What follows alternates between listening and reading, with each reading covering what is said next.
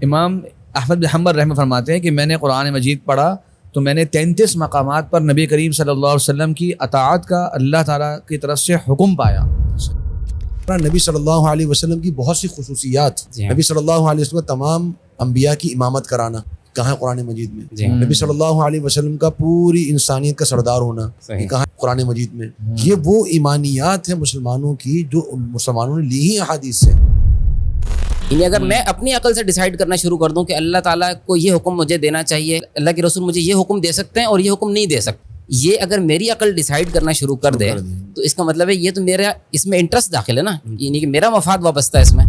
جو بندہ صرف عقل کے معیار اس کو پرکھے گا اور اس کو قرآن مجید پر یہ ایمان نہیں ہوگا کہ یہ منزل من اللہ ہے، یہ اللہ کی طرف سے نازل کرتا ہے، اس کا ایک ایک حرف سچا ہے، تو جب تک وہ یہ نہیں مانے گا وہ عقل کے معیار ان آیات کو نہیں مان سکتا۔ یہ جو بات کہتے ہیں نا کہ قرآن کے مخالف ہے، قرآن کے مخالف ہے یا نہیں ہے یہ آپ کی عقل ڈیسائیڈ کر رہی ہے۔ قرآن یہ نہیں کہہ رہا کہ یہ حدیث میرے خلاف ہے، یہ آپ ڈیسائیڈ کر رہے ہیں کہ قرآن کے خلاف جا رہی ہے۔ علامات قیامت میں جناب مہدی کا آنا، دجال کا آنا، بلکہ کئی علامات قیامت تو ایسی ہیں کہ جن کو خود غامدی صاحب بھی مانتے ہیں۔ جی ہاں، بڑی حیرت کی یہ حیرت کی بات ہے کہ وہ آپ مان بھی رہے ہیں اور نہیں بھی مان رہے۔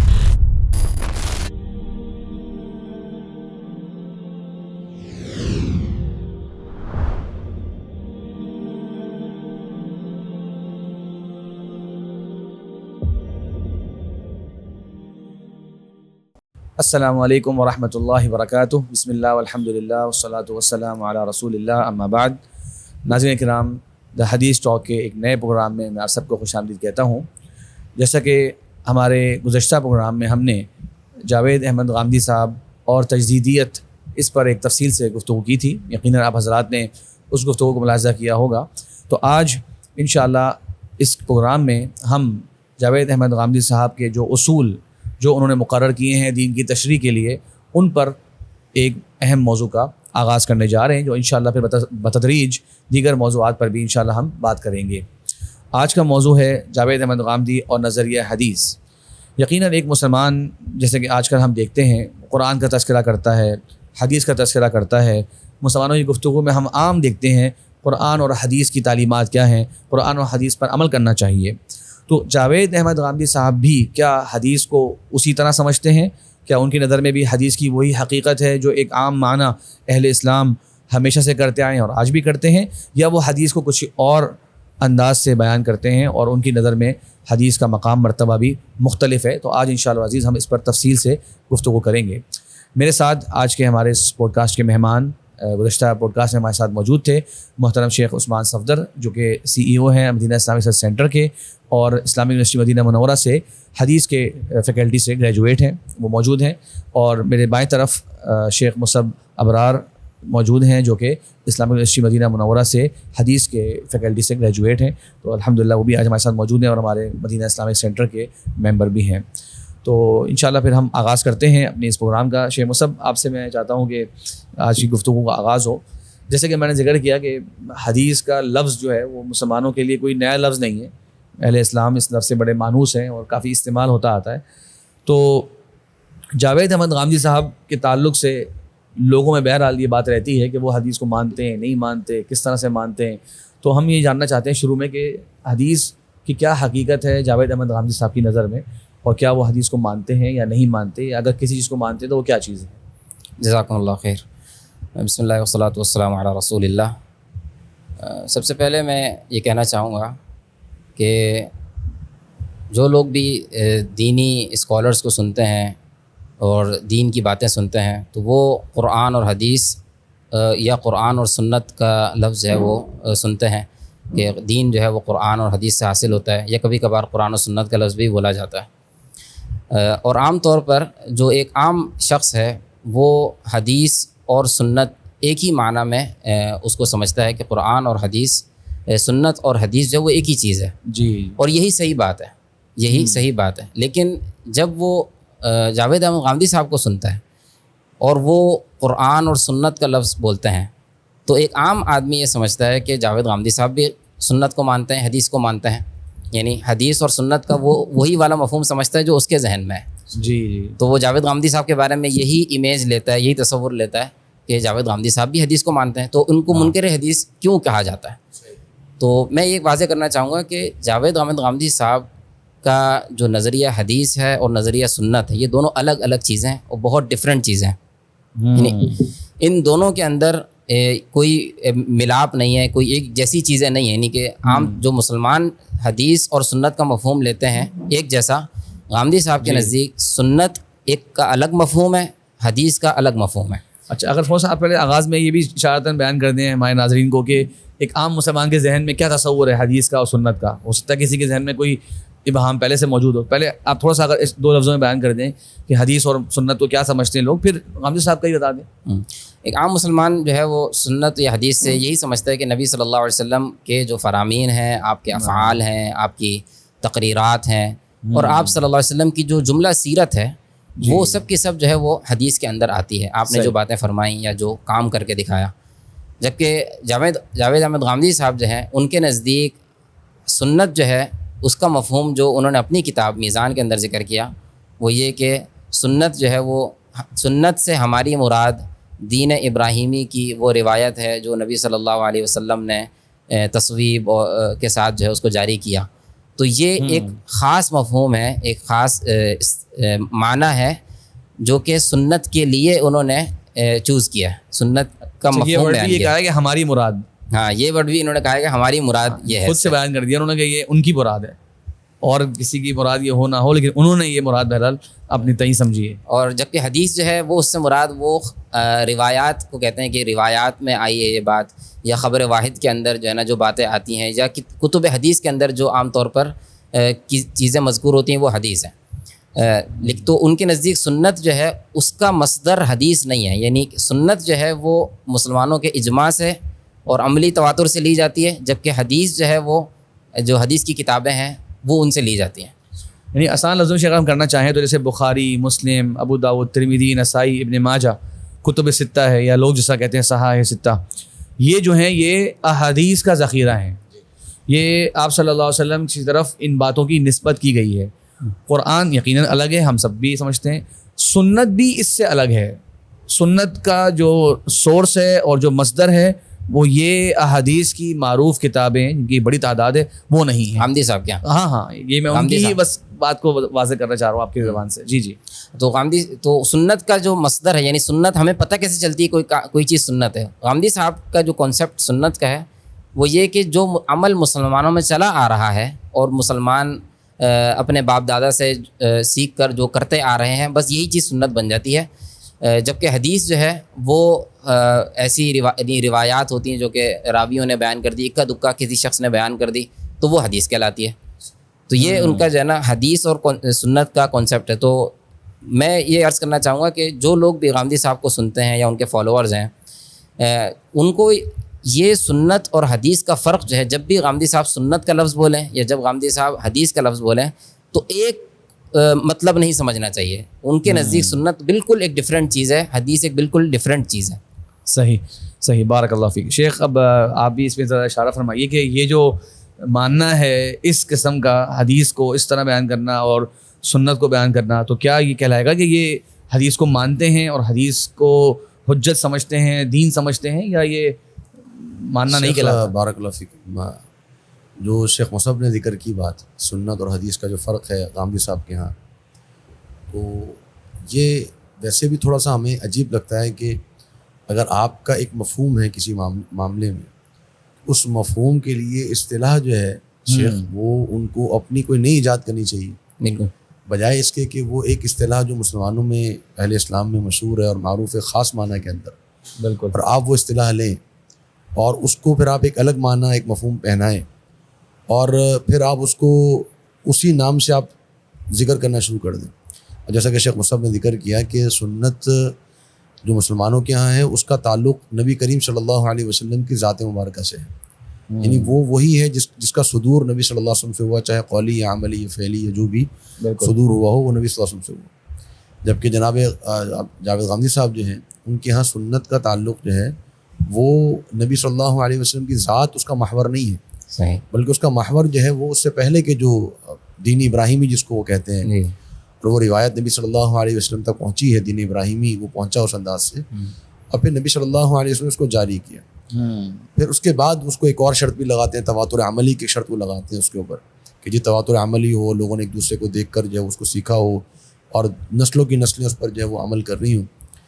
تو بڑی عجیب و غریب سی جو ہے وہ ایک یعنی بظاہر دیکھنے میں تو بڑی خوشنما لگتی ہیں یہ چیزیں, لیکن جب اس کی تحقیق میں انسان جاتا ہے تو معلوم ہوتا ہے کہ یہ ایسی شرائط ہیں کہ جو نہ عقل میں آتی ہیں نہ دین میں آتی ہیں. اور جیسا کہ شیخ آپ نے ذکر کیا کہ ہم جب سنت پہ بات کریں گے انشاءاللہ ایک پروگرام آگے بھی ایک ذکر ہوگا.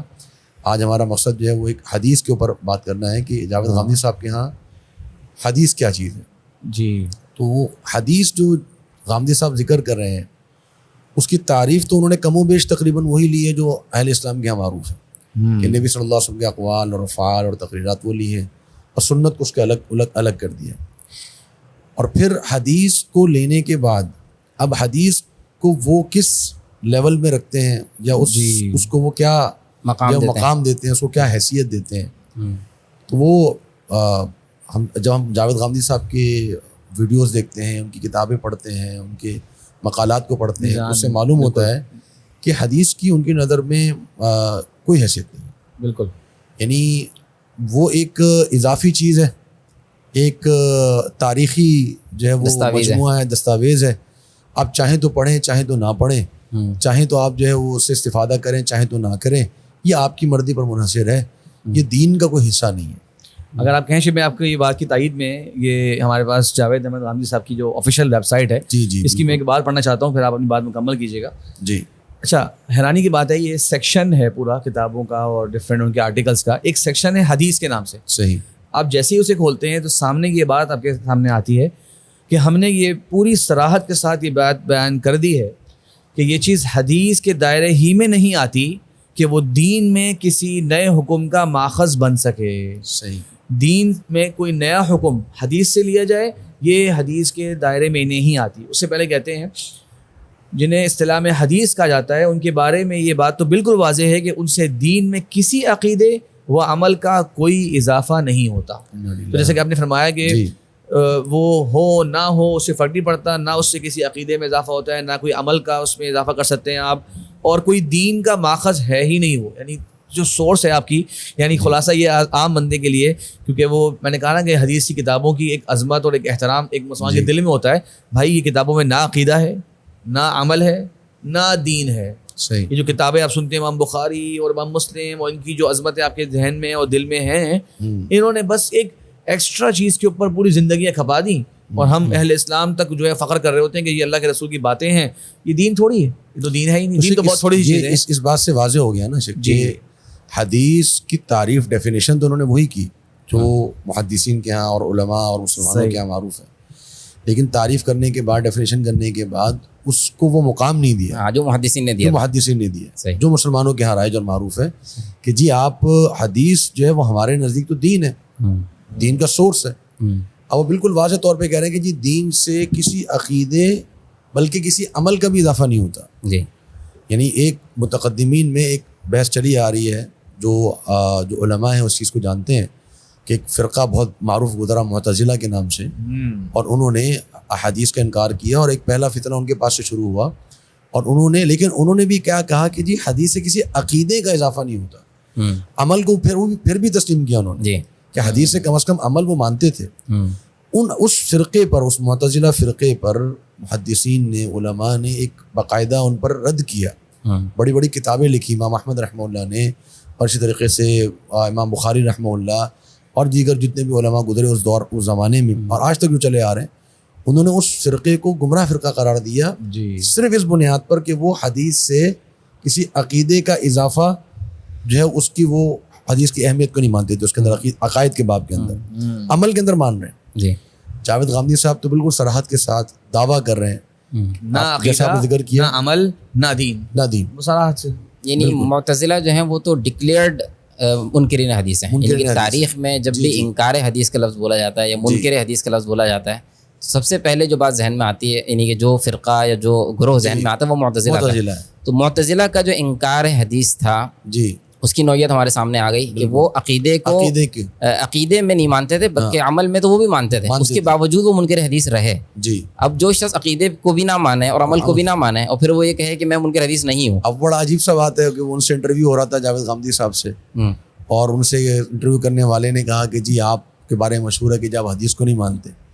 اب دیکھیں آپ کے ایک موقف ہے تو آپ اس موقف کو دھڑلے سے رکھیں نا سامنے. اب وہ کہہ رہے ہیں کہ جی میرے بارے میں تو ان لوگوں نے مشہور کر دیا ہے, علماء نے اور مولویوں نے اور دیندار طبقے نے, کہ میں منکر حدیث ہوں, جب کیا میری کتاب میزان میں دیکھ لیں اس میں 1200 حدیثیں ہیں. اب بات یہ ہے کہ جی آپ 1200 حدیثیں ذکر تو کر دی ہیں آپ نے, لیکن ان سے آپ نے ثابت کیا کیا؟ جب آپ خود کہہ رہے ہیں کہ جی عقیدہ اور عمل ثابت ہی نہیں ہوتا, وہ آپ کے نزدیک تو وہ تاریخی داستانیں ہو گئی نا. نہیں وہ تو آپ ایسے ہی علامہ اقبال کے شعر آپ نے ذکر کر دیا کسی کتاب میں, مطلب ریفرنس کے طور پر اچھی بات ہے, کوٹیشن ہے, مطلب حدیث کو. یہ شیخ ان کی باتوں میں یہ بات بھی جس طرح آپ نے شیخ کہا, اس میں باقاعدہ صراحت سے یہ بات وہ کہہ چکے ہیں کہ یہ تفہیم ہے, دین کی تبیین ہے, دین کی ایک وضاحت ہے.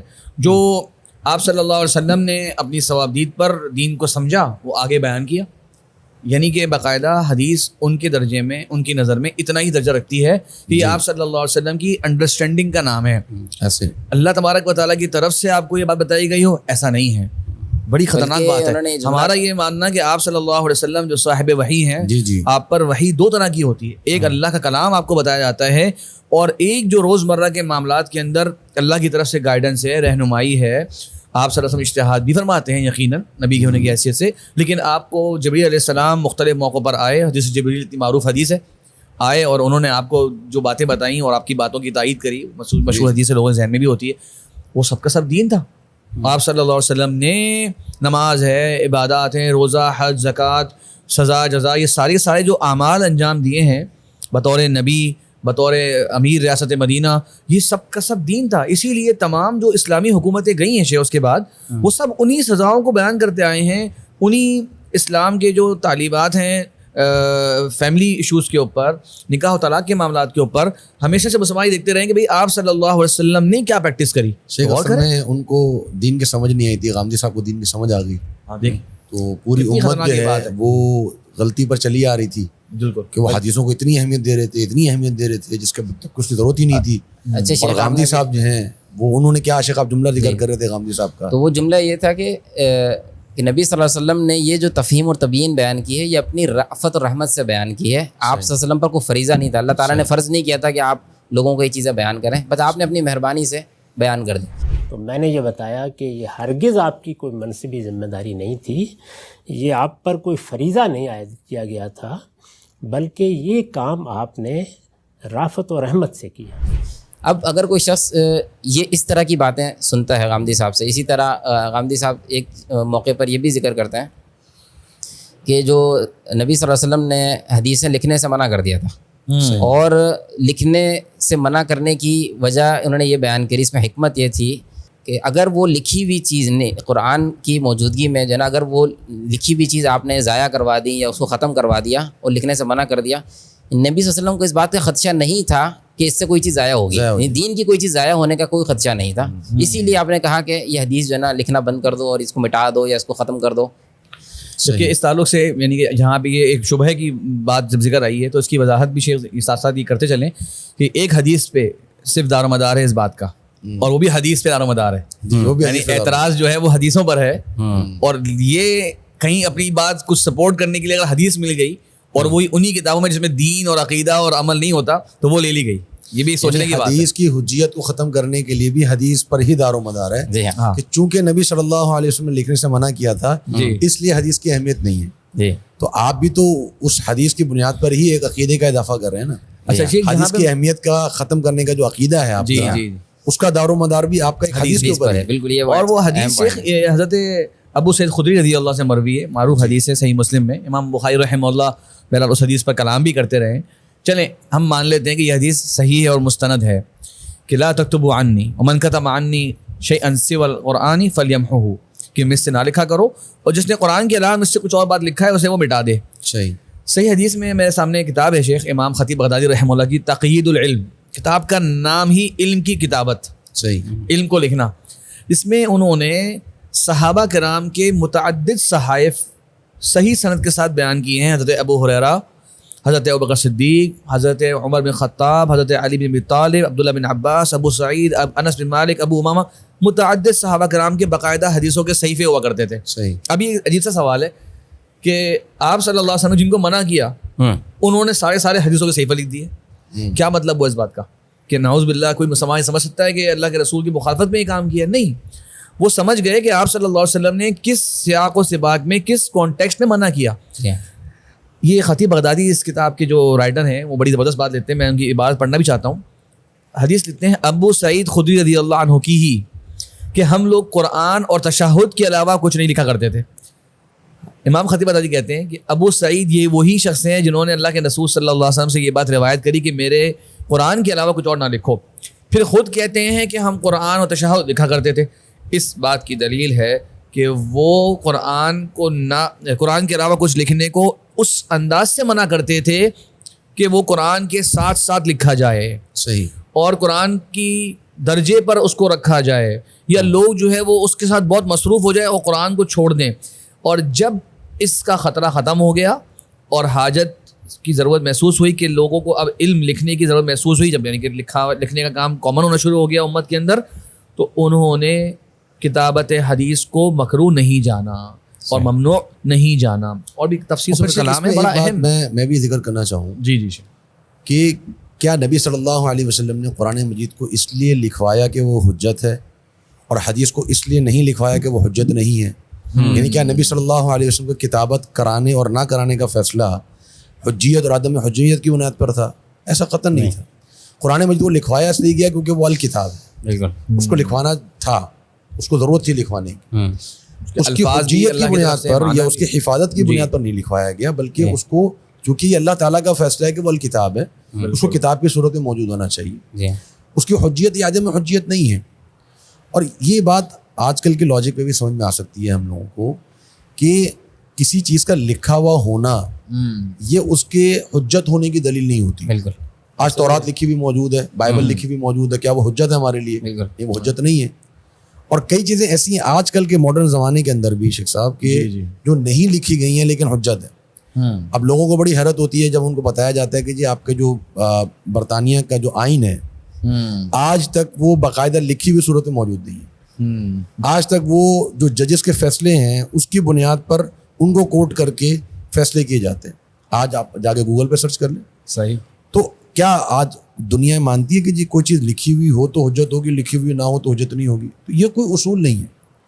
تو اس اصول کی بنیاد پہ جو غامدی صاحب انکار کرتے ہیں کہ جی چونکہ لکھوانے سے منع کیا اس لیے حجت نہیں ہے, تو یہ کہاں سے معلوم ہو گیا کہ جی کیونکہ لکھوانے سے منع کیا اس لیے حجت نہیں؟ ایک کاؤنٹر آرگومنٹ شیخ ہم ان کے اصول کے حساب سے کر سکتے ہیں. وہ کہتے ہیں جناب سنت جو ہے وہ حجت ہے, اور سنت جو ہے وہ 27 یا 26 یا 30 اعمال کا نام ہے, وہ کہاں لکھی ہوئی ہے؟ وہ لکھی ہوئی کہاں موجود ہے؟ بلکہ ان سے یہ سوال بھی ہوا کہ جناب سنت کی تعداد میں جو آپ فرق کرتے رہتے ہیں ہر کچھ سالوں کے بعد, تو انہوں نے کہا کہ یہ ایک اجتہادی معاملہ ہے. جب چیز ثابت ہو جاتی ہے کہ وہ سنت کے درجے کی ہے تو ہم اس کا اقرار کر لیتے ہیں. صحیح. یعنی کہ آپ کا ذاتی اجتہاد جو ہے جس کی تعداد بھی فکس نہیں ہے وہ تو حجت ہے. اور جو آپ صلی اللہ علیہ وسلم کے صحابہ کرام نے اپنے صحائف میں لکھا اور وہ لکھ کر بھی ہم تک پہنچ گیا وہ حجت ہی نہیں ہے. لیکن کی بات صحیح ہے کہ دونوں ہم کہہ رہے ہیں کہ لکھنا نہ لکھنے سے حجت کا تعلق نہیں ہے, لیکن اگر آپ ان کی بات کو دیکھیں تو سنت لکھی ہوئی نہیں گئی اور وہ حجت ہے, اور حدیثیں لکھی گئی صحابہ تابعین کے متعدد صحائف. بلکہ شیخ سے میں ایک ریسرچ پڑھ رہا تھا کہ تقریباً 20 سے زائد صحابہ کرام کے صحیفوں کا تذکرہ ملتا ہے احادیث میں, اور 50 سے زائد تابعین, مطلب یہ ہر زمانے لکھتے ہیں. اچھا ایک منٹ کی ایک شخص ایک بات سمجھے شیخ, بڑا میں سمجھتا ہوں یہ اہم نکتہ ہے شیخ.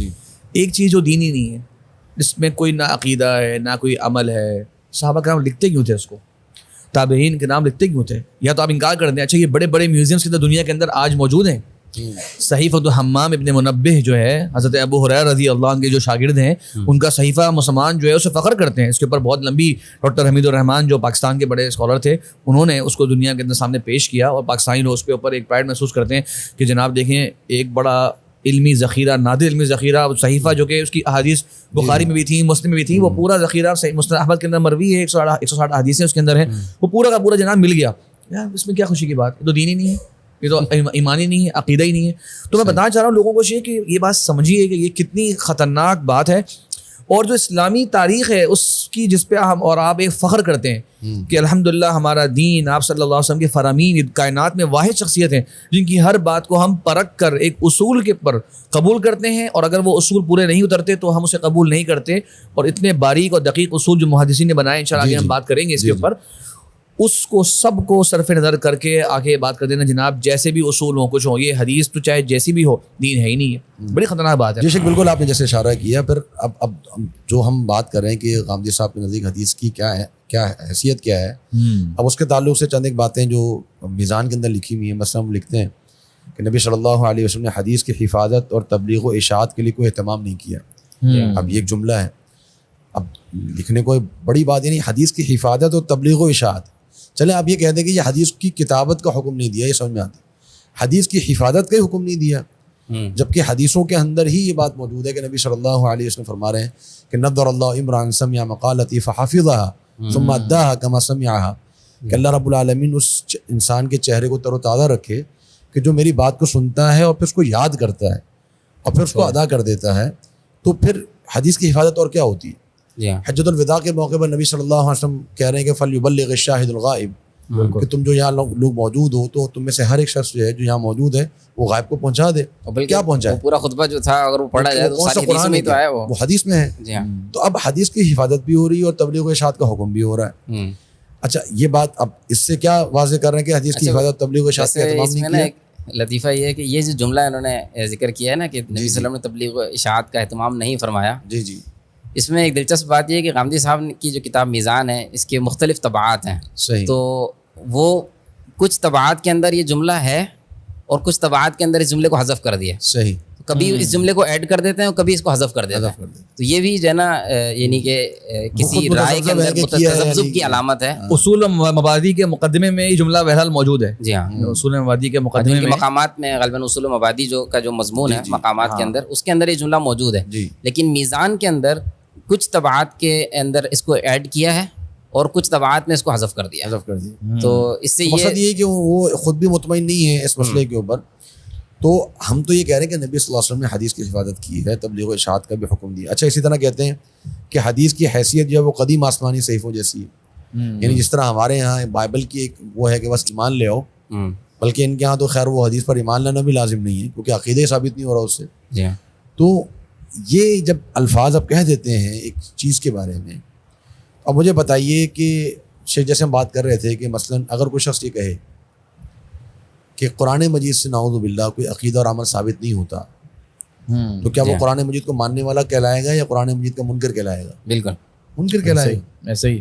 تو جب آپ کہہ رہے ہیں کہ حدیث سے کوئی عقیدہ اور عمل ثابت نہیں ہوتا تو یہ حدیث کو ماننا ہے یا انکار کرنا ہے؟ اس کو انکار کرنا ہے. ٹھیک ہے شیخ، جو اس کا درجہ ہے مقام ہے انکار کرنا ہے اس کا. اور شیخ میں یہاں پہ ایک مسلمان ہم سب سننے والے اہل اسلام ایک بڑی کامن سی بات ہے. امام احمد بن حنبل رحمہ فرماتے ہیں کہ میں نے قرآن مجید پڑھا تو میں نے 33 مقامات پر نبی کریم صلی اللہ علیہ وسلم کی اطاعت کا اللہ تعالیٰ کی طرف سے حکم پایا. صحیح. یعنی کہ اللہ کے رسول کی اطاعت کرو، یہ 33 مقامات پر میں نے یہ حکم کو پایا. اور ائمہ کرام کہتے ہیں کہ 40 سے زیادہ آیتیں ایسی ہیں جو اتباع رسول کی طرف دعوت دے رہی ہیں قرآن مجید کے اندر. اور میں شیخ امام شافعی رحمہ اللہ کا قول پڑھ رہا تھا، میں آپ کے سامنے اس کا اگر الفاظ پڑھنا چاہوں کہ قرآن کے اندر تقریباً 10 یا 8 آیتیں ہیں جس کے اندر قرآن کے ساتھ کتاب والحکمہ کے الفاظ بھی استعمال ہوئے. اگر میں آپ کے سامنے پڑھوں 2 آیتیں، فرمایا اللہ تبارک و تعالیٰ نے ربنا وابعث فیہم رسولا منہم یتلو علیہم آیاتک ویعلمہم الکتاب والحکمۃ ویزکیہم. یہ سورہ بقرہ کی آیت 129 ہے. اسی طرح سورہ بقرہ کی آیت 231 اس میں آتا ہے کہ وَاذْكُرُوا نِعْمَةَ اللَّهِ عَلَيْكُمْ وَمَا أَنزَلَ عَلَيْكُمْ مِنَ الْكِتَابِ وَالْحِكْمَةِ يَعِظُكُمْ بِهِ. ٹھیک ہے. اسی طرح لقد من اللہ، بڑی مشہور آیت سورہ آل عمران کی، لقد من اللہ علی المؤمنین اذ بعث فیہم رسولا من انفسہم یتلو علیہم آیاتہ ویزکیہم ویعلمہم الکتاب والحکمہ. اب یہ اس میں اور بھی آیتیں ہیں. امام شافعی کیا فرماتے ہیں؟ امام شافعی کہتے ہیں ذکر اللہ، میں ترجمہ کر لیتا ہوں اس کا، بالکل ایگزیکٹ ورڈنگ ہے کہ اللہ تبارک و تعالیٰ نے کتاب کا تذکرہ کیا، وہ قرآن ہے، اور حکمت کا تذکرہ کیا. تو میں نے سنا ان اہل علم کی جماعت سے جو کہ میرے زمانے میں بڑے معتبر ارضا اہل علم، معتبر اہل علم تھے میرے زمانے میں. امام شافعی کا پیدائش ہے 150، انتقال ہے 204، کہ وہ کہتے ہیں الحکمت سنت رسول اللہ، حکمت جس کی طرف قرآن مجید ہمیں اتباع کا حکم دے رہا ہے اور رسول کی بعثت کا مقصد بیان کر رہا ہے، وہ آپ صلی اللہ علیہ وسلم کی سنت ہے. یہ الفاظ ہیں جی. لیکن سنت الانبیاء نہیں ہے اور سنت ابراہیمی والی بات نہیں ہے جو ان کا ایک مفہوم ہے جو ہم لوگ بیان کریں گے انشاءاللہ. سنت رسول اللہ تو کہتے ہیں کیونکہ اللہ تبارک و تعالیٰ نے اس کو فلم یجوز واللہ اعلم ان یقال الحکمت ها هنا الا سنت رسول اللہ صلی اللہ علیہ وسلم، سوائے سنت رسول کے اور کوئی مفہوم ہم حکمت کا نہیں لے سکتے. اب میرا سوال یہ ہے شیخ، میں اور ایک مسلمان جب یہ آیت کو پڑھے تو وہ کس پہ عمل کرے گا؟ اللہ کے نبی صلی اللہ علیہ وسلم کی سنت اسے کہاں سے ملے گی؟ کہاں ہے نبی کریم صلی اللہ علیہ وسلم کا اسوہ حسنہ؟ اللہ تعالیٰ نے فرمایا کہ تمہارے لیے نبی کی زندگی بہترین نمونہ ہے، بہترین اسوہ ہے. میں آج وہ حاصل کرنا چاہتا ہوں کہ نبی کی صبح کیسی ہوتی تھی، شام کیسی ہوتی تھی، دن رات کیسے ہوتے تھے، صحابہ سے کس طرح ملتے تھے، کیا اخلاق ہوتے تھے، اپنے گھر والوں سے کس طرح ملا کرتے تھے. میرے لیے ہر چیز میں رول ماڈل ہے آپ صلی اللہ علیہ وسلم. کہاں ہے وہ؟ اسی بات کو اگر ہم آگے بڑھاتے ہوئے اب کچھ میں جیسے غامدی صاحب نے کہا کہ جو کوئی عقیدہ کوئی عمل ثابت نہیں ہوتا، اب میں چند عقائد سے ذکر کرنا چاہ رہا ہوں جو احادیث میں ہیں، قرآن میں نہیں ہے. صحیح. ٹھیک ہے. مثلا اللہ رب العالمین کی بہت سی صفات ہیں جو احادیث میں بیان ہوئی ہیں. صحیح. ٹھیک ہے نا. اللہ تعالیٰ کا آسمان دنیا پر نزول کرنا، ٹھیک ہے نا. جی ہاں. اللہ رب العالمین کے تعلق سے اور بہت سی جو غیبی امور اللہ رب العالمین کے ہیں کہ اللہ تعالیٰ کے عرش کو جو اٹھائے ہوئے فرشتے ہیں وہ کس طرح کے ہیں. ٹھیک ہے. فرشتوں کے بہت سے احوال، فرشتوں کے بہت سے احوال ہیں. اچھا، اسی طرح نبی صلی اللہ علیہ وسلم کی بہت سی خصوصیات. جی ہاں. نبی صلی اللہ علیہ وسلم تمام انبیاء کی امامت کرانا کہاں ہے قرآن مجید میں. جی ہاں. نبی صلی اللہ علیہ وسلم کا پوری انسانیت کا سردار ہونا یہ صحیح. کہاں ہے نبی قرآن مجید میں.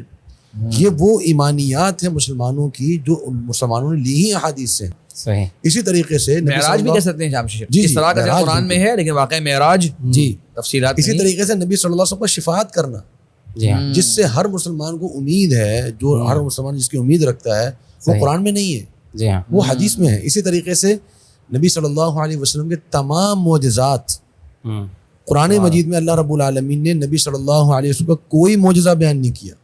صحیح. سب معجزات جو بیان ہوئے ہیں وہ سارے کے سارے حدیث میں بیان ہوئے ہیں. اب آپ کہیں گے جی احادیث تو چونکہ اس سے نہ عقیدہ ثابت ہوتا ہے نہ عمل، تو آپ نبی صلی اللہ علیہ وسلم کے سارے معجزات انکار کر دیں، نعوذ باللہ. اسی طریقے سے شیخ صاحب حالانکہ فرشتوں کا جیسے معجزات آپ جو ہیں نے یہ ذکر تو کیا یعنی کہ نبی صلی اللہ علیہ وسلم کی سچے ہونے کی سچے علامت ہونے ہے. کی علامت اور ہے. بہت ایسی علامات ہے کہ دشمن بھی اس کا اقرار کیے بغیر نہیں رہ سکتا. اچھا، اسی اور نوٹ کریں شیخ، اگر یہ دین نہیں ہے معذرت کے ساتھ تو یعنی کہ جو انکار کر دے گا اس نے کوئی غلط بات کا انکار تھوڑی کی. اچھا اسی طرح شیخ اور صرف آپ اور سوچیں ذرا، عشرہ مبشرہ کا جنتی ہونا، جناب بکر صدیق رضی اللہ عنہ کا جنتی ہونا کہاں لکھا ہے؟ جناب محمد ان کا جنتی ہونا کہاں لکھا ہے؟ اب یہ مسلمانوں کا اجماع ہے اس مسئلے پر. سلم عقائد یہ کون سی سنت سے یا کون سے قرآن سے ثابت؟ یہ حدیث سے ثابت. بالکل. اسی طریقے سے شیخ صاحب حوض کوثر، ٹھیک ہے، انا اعطیناک کل کوثر ذکر ہے لیکن اس میں مفسرین کا خود اختلاف ہے کہ الکوثر سے مراد خیر کثیر ہے، الکوثر سے مراد حوض کوثر ہے. ٹھیک ہے. صحیح. اچھا اسی طریقے سے علامات قیامت، علامات قیامت میں جناب مہدی کا آنا، دجال کا آنا، بلکہ کئی علامات قیامت تو ایسی ہیں کہ جن کو خود غامدی صاحب بھی مانتے ہیں. جی ہاں. بڑی حیرت کی یہ بات حیرت ہے کی بات ہے کہ وہ کہ آپ مان بھی رہے ہیں اور نہیں بھی مان رہے. جی ہاں. اب علامت یا تو اگر آپ کہیں کہ جی علامات قیامت کو اگر آپ مانتے ہیں اور آپ لوگوں کو وضاحت کر رہے ہیں تو کس بنیاد پر کر رہے ہیں؟ اگر اس سے کسی عقیدے کا ثبوت ہی نہیں ملتا حدیثوں سے تو آپ کس بنیاد پر جو ہے وہ مان رہے ہیں اس چیز کو؟ اور شیخ یہ آپ صلی اللہ علیہ وسلم کی سچی احادیث کی ایک کتنی بڑی دلیل ہے کہ بہت سی علامات قیامات، خاص کر علامات قیامت صغریٰ، جی ایک عام مسلمان بھی آج اپنے مشاہدے میں یہ بات کرتا ہے کہ جناب ان کا تو ظہور ہی پورا تقریباً ہو چکا ہے اور واضح ہے ہر کے سامنے. وہ حدیث کتنی واضح ہے آج کے زمانے میں اگر ہم بات کریں کہ انتل الحفاۃ العراۃ رعاء الشاء یتطاولون فی البنیان، کہ آپ دیکھیں گے وہ لوگ جن کے پاس نہ کپڑے زیادہ پہننے کے ہیں، نہ چپل پہننے کی ہے، اور بکریوں کے چرواہے ہیں، وہ اونچی اونچی بلڈنگیں بنانے میں آپس میں ایک دوسرے سبقت لے کے جا رہے ہوں گے. اب ہر ایک کو نظر آتا ہے قتل کا بڑھ جانا، دنیا داری کا بڑھ جانا، حرص کا بڑھ جانا، امانت کا ختم ہو جانا. یعنی شیخ کی تو 50-60 امانتوں کی 50-60 علامتوں کی ایک فہرست ہے. ایک مسلمان ان احادیث کو آگے رکھ لے اور اپنے مشاہدہ کر لے، پھر بتایا کہ یہ احادیث سچی احادیث ہیں، آپ صلی اللہ علیہ وسلم نے بطور نبی بطور وحی یہ باتیں بیان کی تھی یا یہ ویسے ہی کی ایک ایکسٹرا کی باتیں تھیں، مانو تو مانو، نہ تو نہ مانو. کون کہہ سکتا ہے یہ بات ایسی؟ بالکل. اچھا شیخ اسی طرح میں چند اعمال بھی پیش کرنا چاہ رہا ہوں. آپ یہ کہہ رہے ہیں نا کہ حدیثوں سے عمل ثابت نہیں ہوتا. مثلاً چلیں آپ نے کہا کہ جی فرائض وہ نماز جو ہے نا وہ ہم دیکھ رہے تھے، میں ویڈیو ان کی مشہور ہے، ان کے جو شاگرد ہیں اپنا حسن الیاس صاحب، جی جی، تو ان کا انٹرویو ہو رہا تھا تو ان سے کہا کہ جی نماز کہاں سے لیں گے؟ کہہ رہے ہیں جی آپ نے کہاں سے لی؟ اپنے والدین سے تو لی ہے نماز. بڑا عجیب سا مطلب معاملہ ہے نا. اب یہاں پہ ہم اگر کہنے کو اعتراض بہت سے کر سکتے ہیں کہ بھائی اگر ہر ایک نے اپنے اپنے والدین سے لیے تو نمازوں میں اتنے اختلاف کیوں ہیں؟ سب سے زیادہ اختلاف ہے ہی نمازوں کے اندر، تو تواتر تو ہے نہیں وہاں پہ. اور غامدی صاحب کے اصول کے مطابق تو جو اختلافی چیز ہوتی ہے وہ تو دین بن نہیں سکتی ہے. ہاں تو آپ نے لیا ہی اختلاف سے، اب ہر ایک نے جہاں جہاں سے لیا اس کے اپنی نمازوں میں اتنا اختلاف ہے. بہرحال اس کو موضوع کو چھوڑ بھی دیں، چلے مان لیا آپ کی بات، یہ نمازیں اپنے والدین سے لے لی ہیں، ایک تواتر چلا آ رہا ہے فرائض کے اوپر. سنتوں کا تعداد کہاں سے معلوم ہوئی آپ کو؟ ٹھیک ہے، سنتیں کہاں ذکر ہوئی ہیں؟ سنتیں حدیثوں میں ذکر ہوئی. اسی طریقے سے آپ کا جو نوافل ہیں، اللہ تعالیٰ نے فرمایا کہ ومن اللیل فتہجد بھی، آپ تہجد پڑھیں. اب یہ تہجد کہاں، کیا اس کی صفت کتنے ہے، کیا صفات ہیں، کتنی رکعتیں پڑھنی ہیں، تیمم کا طریقہ کہاں ہے، جی کون سا تواتر ہے اس کے اوپر. اذکار اور وظائف جو ہم پڑھتے ہیں شیخ صاحب، ٹھیک ہے نا، جب اذکار پڑھتے ہیں نمازوں کے بعد کے، یہ کون سے جو ہیں وہ سنت سے یا کون سے قرآن سے ثابت ہیں، حدیثوں سے ثابت ہیں. اچھا عیدین اور جنازہ شیخ، مجھے بڑا عجیب سا لگتا ہے. اب عیدین کا مسئلہ اگرچہ یہ مانتے ہیں کہ جی تواتر عملی سے ثابت ہے، لیکن یعنی عیدین میں اور جنازے کے حوالے سے یہ دین ابراہیمی تو نہیں ہے. جی ہاں یہ کیا ہے؟ یہ نبی صلی اللہ علیہ وسلم کا طریقہ ہے نا. جی ہاں اور کہاں سے آیا ہے؟ حدیثوں سے آیا ہے.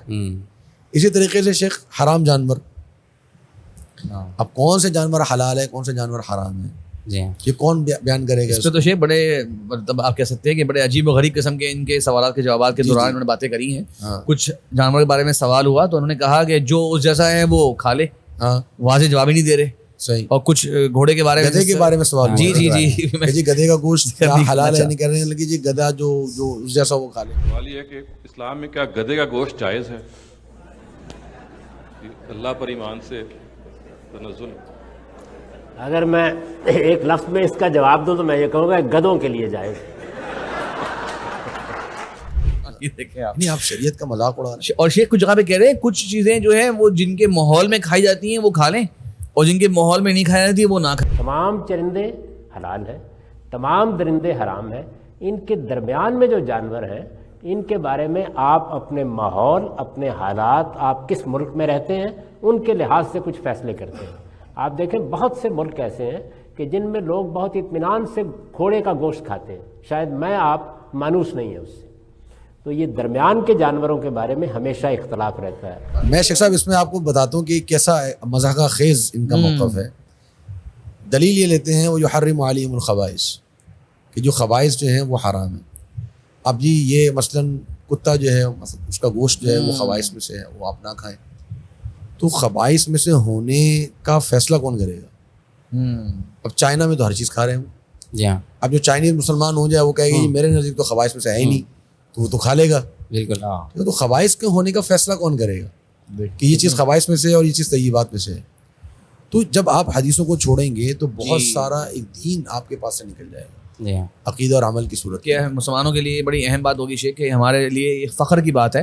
اور یہ ابو درداء رضی اللہ عنہ جو ہے فرمایا بھی کرتے تھے کہ جو بھی پرندہ آسمان پہ پروں کو پھڑپڑا رہا ہے آپ صلی اللہ علیہ وسلم نے ہمیں اس کے تعلق سے علم دیا. جی. اور وہ آپ صلی اللہ علیہ وسلم کی حدیث میں موجود ہے کہ ہر وہ جانور جو کہ کچلی والا جانور کہلاتا ہے وہ، اور ہر وہ پرندہ جو اپنے پنجوں کے ساتھ جو ہے وہ شکار کرتا ہے، یہ جانور جو ہے وہ حرام ہے، یہ پرندے جو ہے وہ حرام ہے. اب اس اصول کے تحت آپ جو ہے وہ تمام کے تمام جانوروں کے اوپر اس کو اپلائی کر سکتے ہیں. یہ اصول آپ کو احادیث سے ملا، ورنہ آپ جو ہے وہ اپنی مرضی کی باتیں کریں، اپنی مرضی سے آپ جو ہے بتائیں کیا حلال ہے کیا حرام ہے. اچھا شیخ میں چاہتا ہوں کہ ذرا ایک بڑی اہم بات کی طرف ہم منتقل ہوں، اور سننے والے شاید ان کے ذہن میں یہ بات بھی آ رہی ہو کہ یہ تو آپ بڑی سادی سی باتیں کر رہے ہیں کہ یار اتنا کچھ ثابت ہو رہا ہے احادیث سے، عقائد ہیں، اعمال ہیں، اور لوگ بھی جو سن رہے ہیں ان کی پریکٹسز بھی بہت ساری احادیث ثابت ہو رہی ہیں. تو غامدی صاحب کیوں ان احادیث کو نہیں مانتے؟ انہیں ایشو کیا ہے اس حدیث کو ماننے سے جس حدیث کو آپ شیخ مصعب جو ہے بڑے ماشاءاللہ فخر کے ساتھ مانتے ہیں، اپناتے ہیں اور اس کو اپنے عمل میں لے کے آتے ہیں؟ غامدی صاحب کیوں نہیں مان رہے؟ یہ بات ان کو کیوں سمجھ نہیں آ رہی جو آپ بڑی آسانی سے بات کر رہے ہیں؟ دراصل غامدی صاحب جو ہیں وہ حدیث کے بارے میں جو ہے نا انہوں نے کچھ ایسے اصول اور ضابطے انہوں نے بنائے ہیں جس کی وجہ سے وہ یہ کہتے ہیں کہ حدیث جو ہے نا وہ دین نہیں بن سکتی. ان کے کچھ شبہات ہیں اور کچھ اصول ہیں. مثال کے طور پہ وہ یہ کہتے ہیں کہ حدیثیں جو ہوتی ہیں وہ خبر واحد ہوتی ہیں، اور خبر واحد جو چیز ہے وہ دین نہیں بن سکتی. اور دین کیوں نہیں بن سکتی؟ اس کی وجہ وہ یہ کہتے ہیں کہ نبی صلی اللہ علیہ وسلم کو حکم یہ تھا کہ آپ دین سب کو پہنچائیں، بلغ ما انزل الیک من ربک. تو دین جو ہے وہ دین کی جتنی بھی باتیں تھیں وہ آپ نے ہر بندے کو بتائی ہے، جبکہ حدیثیں جو ہیں وہ آپ نے اکا دکا کو بتائیں، کسی کو بتا دیں، اور اس کو کہہ دیا کہ اگر تم چاہو تو آگے بیان کر دینا، نہ چاہو تو نہ بیان کرنا.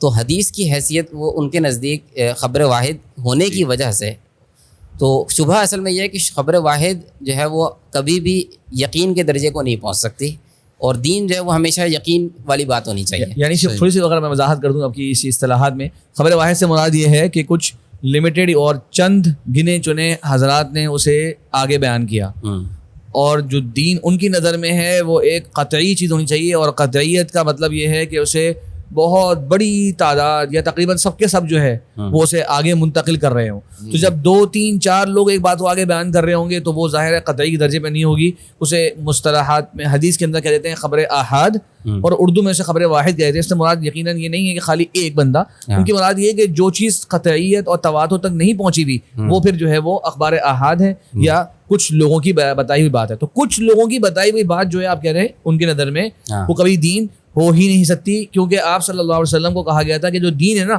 وہ ہر ایک کو دے دیں. اب اگلا سوال یہ ہے کہ کیا آپ صلی اللہ علیہ وسلم نے جو خطبات ارشاد فرمائے ہیں، آپ نے حجۃ الوداع خطبہ ارشاد فرمایا، اس موقع پر جو باتیں آپ نے بیان کری تھی وہ جو لوگ سن رہے تھے، کیا وہ ایک ایک کو تک اس کی آواز پہنچی ہے؟ ایک ایک نے وہ بات آپ سے سنی ہے، یا وہ ساری باتیں اس اہم ترین دن کے اندر بھی جو ہے وہ آپ نے کوئی دین کی باتیں تو بیان کری نہیں، آپ تو بس ویسے ہی کچھ دین کی تشریحات بیان کر رہے ہوں گے؟ اور کیا قرآن مجید کے بارے میں کوئی دعویٰ کر سکتا ہے کہ آپ صلی اللہ علیہ وسلم نے بنفس نفیس خود ایک ایک کو پورے کے پورے 30 پارے جو ہیں وہ ایک ایک شخص کو جو ہے وہ سکھائے اور خود سنائے ہیں، تب جا کے وہ قرآن متواتر بنائے؟ مطلب یہ دعویٰ کرنا چاہیے کہ ایک ایک صحابی آپ کے پاس آگے بیٹھا کرتا، صحابی بنے ہو، آج سے قرآن کی کلاس شروع ہو گئی ہے، صبح سے لے کر رات تک جو ہے وہ آپ نے ایک پارہ یاد کرنا ہے، اور 30 دن میں. جبکہ میں مثال دیتا ہوں، اصحاب صفہ کا نام سب جانتے ہیں. اصحاب صفہ کون تھے؟ یہ نوجوان تھے جو دور دراز کے علاقوں سے آیا کرتے، مسجد نبوی آتے، 10 دن 15 دن 20 دن گزارتے. صحیح بخاری میں آتا ہے کہ جب آپ صلی اللہ علیہ وسلم دیکھتے کہ اب ہمیں تھوڑی تھکن ہو گئی ہے اور اپنے گھر والوں کی یاد میں ہم لوگ ذرا بے چین لگ رہے ہیں، تو ہمیں کہتے ہیں کہ جاؤ اپنے گھر جاؤ اور اس طرح ان چیزوں پہ عمل کر لیا کرنا. تو انہیں تو آپ نے تو پورا کا پورا قرآن نہیں سکھایا، انہوں نے تو آپ کا 10 دن گزارے، 10 دن میں کیا وہ پورا قرآن سیکھ کے چلے گئے. اب وہ آگے جا کے کس چیز پہ عمل کر رہے ہیں؟ بالکل. اور کیا آپ صلی اللہ علیہ وسلم ان کو پورا کا پورا قرآن سکھا دیا؟ تو یہ دعویٰ کرنا کہ بس دین وہ ہے جو آپ پورا ایک ایک کو سکھائیں گے، یہ تو آپ قرآن مجید کے بارے میں بھی کر رہے ہوں گے، تو خلاف واقع بات ہے، ہمارے واقعی خلاف ہے بالکل بات. اور نبی صلی اللہ علیہ وسلم کے سامنے جو وفد آیا کرتے تھے، آپ صلی اللہ علیہ وسلم ان کو کچھ وقت کے لیے تعلیم دیتے تھے، پھر وہ چلے جاتے تھے. اب اس زمانے کے بعد جو وحی نازل ہو رہی ہیں وہ تو ان تک نہیں پہنچی ہوتی تھی نا ڈائریکٹ. یہاں شک میں 2 باتیں بس کرنا چاہوں گا. ایک تو یہ کہ غامدی صاحب کی اپنی ہی باتوں میں تضاد آ رہا ہے جی. ایک طرف وہ یہ کہتے ہیں کہ جی نبی صلی اللہ علیہ وسلم کی جو فرامین ہے وہ ایک تفہیم و تبیین آپ نے رافع اور رحمت کے طور پہ کر دی تھی، وہ یعنی دین کی حیثیت نہیں رکھتی ہیں. صحیح. اور دوسری طرف اس پر یعنی دین کی حیثیت کیوں نہیں رکھتی ہیں؟ وہ اس لیے نہیں رکھتی ہیں کیونکہ وہ خبر واحد ہے. ہاں ٹھیک ہے نا. یعنی کہنے کا مقصد یہ ہے کہ کیا خبر واحد ہونا وہ اس کی وجہ سے وہ دین کی حیثیت نہیں رکھتی ہیں، یا وہ اصلاً میں دین کی حیثیت نہیں رکھتی تھی اس لیے وہ خبر واحد بنی ہے؟ ٹھیک ہے نا. جی. مقصد یہ کہ ہم جب دیکھتے ہیں، جیسے آپ نے قرآن مجید کی بات کی، اگر قرآن مجید حجت تھا اور ہے، یقیناً حجت ہے، تو کیا نبی صلی اللہ علیہ وسلم نے وہ خبر متواتر تک پہنچایا اس کو، یا خبر واحد تک ہی رکھا اس کو؟ بالکل خبر واحد تک ہی رکھا نا اس کو. تو اس کا مطلب یہ ہے کہ نبی صلی اللہ علیہ وسلم نے اس کی حجیت کی بنیاد پر اس کو خبر متواتر تک نہیں پہنچایا. 4 صحابی بیٹھے تھے، ان کو بتا دیا، 2 صحابی بیٹھے تھے، ان کو بتا دیا، لکھوا دیا اس کو، اب آگے وہ پھیلتی چلی گئی. اسی طریقے سے جب حدیث آئی تو آپ صلی اللہ علیہ وسلم نے 1 صحابی بیٹھے ہوئے ان کو بتا دیا، 2 بیٹھے ہوئے ان کو بتا دیا. تو جو ایک چینل آف نریشن جو ہے، یعنی وہ جو ایک ذریعہ ایک نقل ہے، تو ذریعہ نقل کی کمی بیشی سے اصل کی حجت ہونا یا نہ ہونا کیسے آپ طے کر سکتے ہیں؟ بالکل بہترین بات. اصل حجت ہے یا نہیں ہے یہ الگ بحث یہ الگ بحث ہے. اور وہ پہنچی کیسے ہے، نقل کیسے ہوئی ہے، یہ ایک الگ بحث ہے. یعنی آج اگر بائبل کو روایت کرنے والے کروڑوں ہو جائیں تو کیا بائبل حجت بن جائے گی؟ بالکل بھی نہیں حجت بن سکتی نا، کیونکہ وہ اصل میں حجت نہیں. تو جو چیز اصل میں حجت ہو تو چاہے ذریعہ نقل ایک ہو وہ حجت ہے، اور اگر وہ چیز اصل میں حجت نہیں ہے تو پہنچانے والے لاکھوں کروڑوں ہوں تب بھی وہ حجت نہیں ہے. شیخ اس کی بہت آپ نے اچھی بات کری. اس میں ایک اور مثال میں ایڈ کرنا چاہوں گا. آپ صلی اللہ علیہ وسلم اپنے صحابہ کرام کو مختلف امراء کے پاس اسلام کی دعوت دے کر بھیجا کرتے. بالکل. اور آپ نے حضرت معاذ، ابو موسیٰ اشعری رضی اللہ عنہ کو یمن کے اتنے بڑے خطے میں بھیجا، ابو عبیدہ کو بحرین کی طرف بھیجا. اب وہ وہاں جب جا رہے ہیں تو وہاں کے لوگ ان کی بیان کردہ بات کو ماننے ان پر لازم ہے یا نہیں؟ بالکل سمپل سی بات ہے. اہل یمن بولے جناب آپ ہیں ابو موسیٰ اشعری اور آپ ہیں معاذ بن جبل, آپ تو خبر واحد ہے, خبر واحد ہے. آپ کی بات تو ماننا ہم پر حجت ہی نہیں ہے, اور حجت تمام ہی نہیں ہوئی. اور اگر یہ نریٹرز کا کمی بیشی جو ہے اگر اس سے فرق پڑتا ہے تو پھر تو قرآن مجید کی حجت پر بھی بات آ جائے گی. بالکل معاذ بن جبل اکیلے قرآن لے کر جا رہے ہیں, بالکل ٹھیک ہے, تو کہہ سکتے ہیں آپ تو خبر واحد ہیں. ٹھیک ہے یہ حجت ہوگی, لیکن جب تک بیان کرنے والے زیادہ نہیں ہوں گے ہم اس کو قطعیت تک نہیں پہنچے گا. بلکہ شیخ مسلمانوں کو تو ہم باہر کر دیں, مکہ والے لوگ جو آپ صلی اللہ علیہ وسلم ان پر قرآن کی آیتیں پڑھ کر سناتے تھے, وہ آپ کہتے تھے کہ یہ اللہ نے فرمایا, تو پھر تو اس کا مطلب نعوذ باللہ ان کا جو قرآن پر ایک اعتراضات تھے کہ یہ آپ خود کلام لے کر آئے ہیں, ایک دیکھا جائے تو یہ بڑے لاجیکل گراؤنڈ کے اوپر اعتراض کر رہے تھے, کیونکہ آپ صلی اللہ علیہ وسلم تو اکیلے ہیں اور وہ تو متواتر بات کو ماننے کے پابند ہیں. متواتر بات تو آپ کی ہے ہی نہیں, آپ تو اکیلے ہیں. تو وہ بڑی اہم بات ہے کہ سچ ہونا اور چیز ہے, چاہے اس کو ایک بندہ بیان کرنے والا کیوں نہ ہو, اور جھوٹ ہونا اور چیز ہے, چاہے پوری ایک جماعت اس کو بیان کر رہی ہو. آج ہم لوگ کہتے ہیں کہ دنیا میں جو اکثریت ہے وہ کرسچینٹی کی فالوور ہے, اور ہم اور آپ کا نظریہ یہ ہے کہ وہ میجورٹی ہونے کے باوجود باطل دین پر ہے. بالکل ایسے. بلکہ اگر قرآن مجید کو دیکھا جائے, قرآن مجید نے بھی خبر واحد کے اصول کو علم کا ذریعہ قرار دیا ہے. اور مثال اس کی وجہ یہ کہ اللہ تعالیٰ نے مختلف قوموں میں ایک ایک نبی بھیجا ہے, ایک نبی بھیج کر یہ پیغام دیا ہے کہ اس سے بھی علم آ سکتا ہے. بالکل. اصل میں جو شبہ تھا غامدی صاحب کا کہ خبر واحد کبھی بھی یقین کے درجے کو نہیں پہنچ سکتی یا علم اس سے حاصل نہیں ہو سکتا, وہ ہمیشہ ظن کا فائدہ دے گی, یعنی ہمیشہ گمان کا فائدہ دے گی. تو قرآن مجید میں یعنی اللہ تعالیٰ نے اقوام تک یعنی مختلف قوموں تک جو ہے وہ ایک نبی کو بھیج کر یہ ثابت کر دیا کہ ایک شخص اگر اس کے اندر اچھی صفات ہو, وہ سچا ہو, تو وہ بھی علم اس سے آ سکتا ہے. اگر بنی اسرائیل وغیرہ کو دیکھا جائے, بنی اسرائیل جو ہے وہ بھی جو ہے نا موسیٰ علیہ السلام پر جو ہے نا وہ ایمان نہیں لا رہے تھے, اور وہ یہ کہہ رہے تھے کہ لن نؤمن لک حتی نری اللہ جہرہ, یعنی کہ وہ ایک مزید چیز کا مطالبہ کر رہے تھے کہ ہمیں جو ہے نا یعنی کہ موسیٰ کے سچے ہونے پر یقین نہیں تھا ان کو, یعنی ان کو یقین نہیں آ رہا تھا, تو وہ مطالبہ کر رہے تھے ایک اس سے اونچی چیز کا کہ ہمیں جو ہے نا اللہ تعالیٰ جب تک نظر نہیں آئے گا تب تک ہم یہ نہیں مانیں گے کہ موسیٰ سچا ہے یا نہیں سچا ہے. تو ان کا یہ جو مطالبہ کرنا اس طریقے کا, یعنی ایک طریقے سے انہوں نے خبر واحد کا انکار کیا, اور اس پر مزید یقین کرنے کے لیے انہوں نے ایک نئی شرط کا اضافہ کر دیا کہ ہمیں جب تک اللہ نہیں دیکھے گا تب تک ہم یہ نہیں مانیں گے کہ یہ جو بندہ خبر دے رہا ہے سچی ہے یا نہیں. تو یہ تو ان لوگوں کا شیوا ہے, یعنی کہ خبر واحد کو تسلیم نہ کرنا, یہ ان لوگوں کا شیوا ہے کہ جو حضرت موسیٰ کی مثال دی. حضرت موسیٰ علیہ السلام جب فرعون کے دربار میں گئے تھے تو کون سی تورات لے کے گئے تھے؟ جواب یہ ہے, وہ جا کے گئے تھے کہ مجھے اللہ نے رسول بنا کر بھیجا ہے اور تم جو ہے یہ کام نہ کرو اور یہ کام تمہیں کرنے چاہیے. اس نے آپ کا اپنے دربار میں کھڑے ہو کے مذاق بھی اڑایا, فقال ان رسولکم الذی ارسل الیکم لمجنون.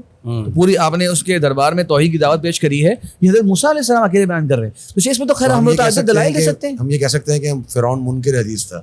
ہاں بالکل یہ ایسے ہی ان کے مفہوم کے حساب سے ایسے ہی. اچھا مشائخ میں ایک بڑا اہم بات پڑھنا چاہتا ہوں, کیونکہ کبھی کبھار میں نے کچھ ان کی کتابات میں دیکھا جو ان سے متعلقہ لوگ ہیں وہ جو نوٹ کرتے ہوں گے, خطیب بغدادی کا بڑا حوالہ دیتے رہتے ہیں کچھ موقعوں پر, کچھ ابواب میں. کفایہ ان کی جو کتاب ہے اس میں ایک بڑا اہم قول ہے, یہ ہے یحییٰ بن محمد بن یحییٰ الذہلی. یہ بتاتے ہیں کہ حدیث کون سی ہے جو قبول کی جاتی ہے اور اہل اسلام کون سی حدیث قبول کرتے تھے. اب لوگ بھی سنیں.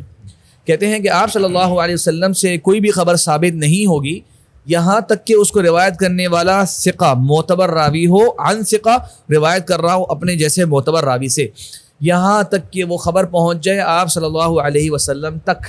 ان میں کوئی مجہول راوی جس کے بارے میں پتہ ہی کچھ نہیں ہے وہ نہ ہو, کوئی کمزور راوی نہ ہو. اب کیا کہتے ہیں, اگر آپ صلی اللہ علیہ وسلم سے اس انداز سے حدیث ثابت ہو جائے وجب قبولہ والعمل بہ وترک مخالفتہ, اسے قبول کرنا واجب ہے, اس پر عمل کرنا واجب ہے, اور اس کی مخالفت کو چھوڑنا واجب ہے. صحیح. یہ ائمہ کرام ہیں, ہمارے پاس اس طرح کے متعدد نقولات موجود ہیں جس سے واضح ہو رہا ہے کہ محدثین کے یہاں, ہم بتانا چاہ رہے ہیں نا کہ ان کے یہاں حدیث کا پیمانہ کیا ہے.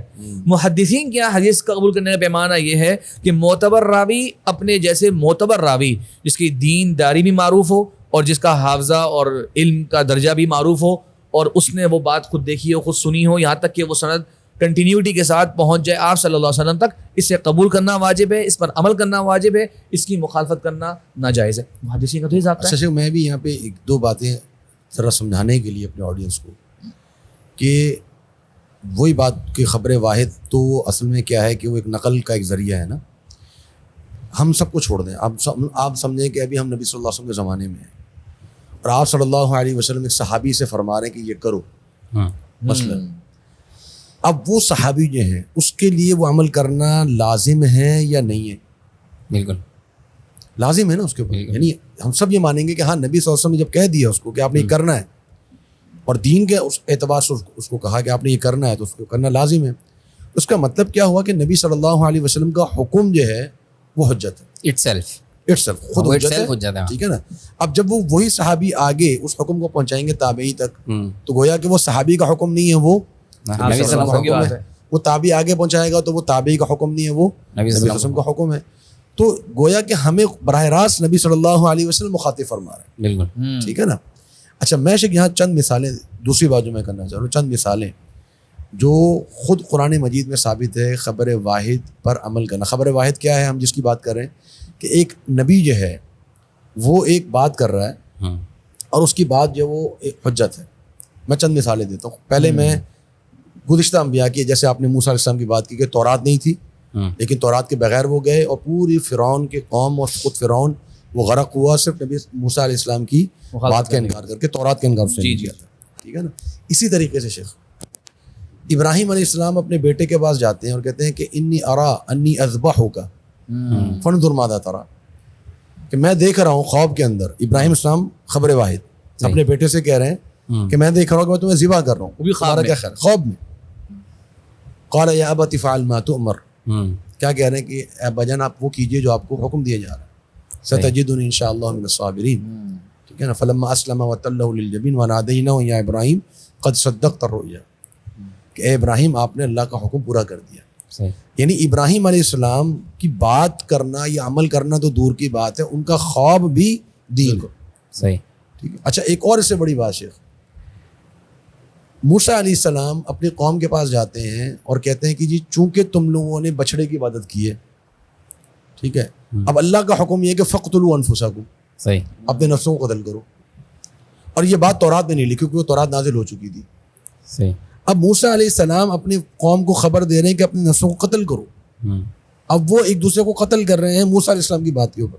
صحیح. تو اللہ رب العالمین نے موسیٰ علیہ السلام کی خبر واحد ذکر کر کے بتایا کہ وہ حجت ہے.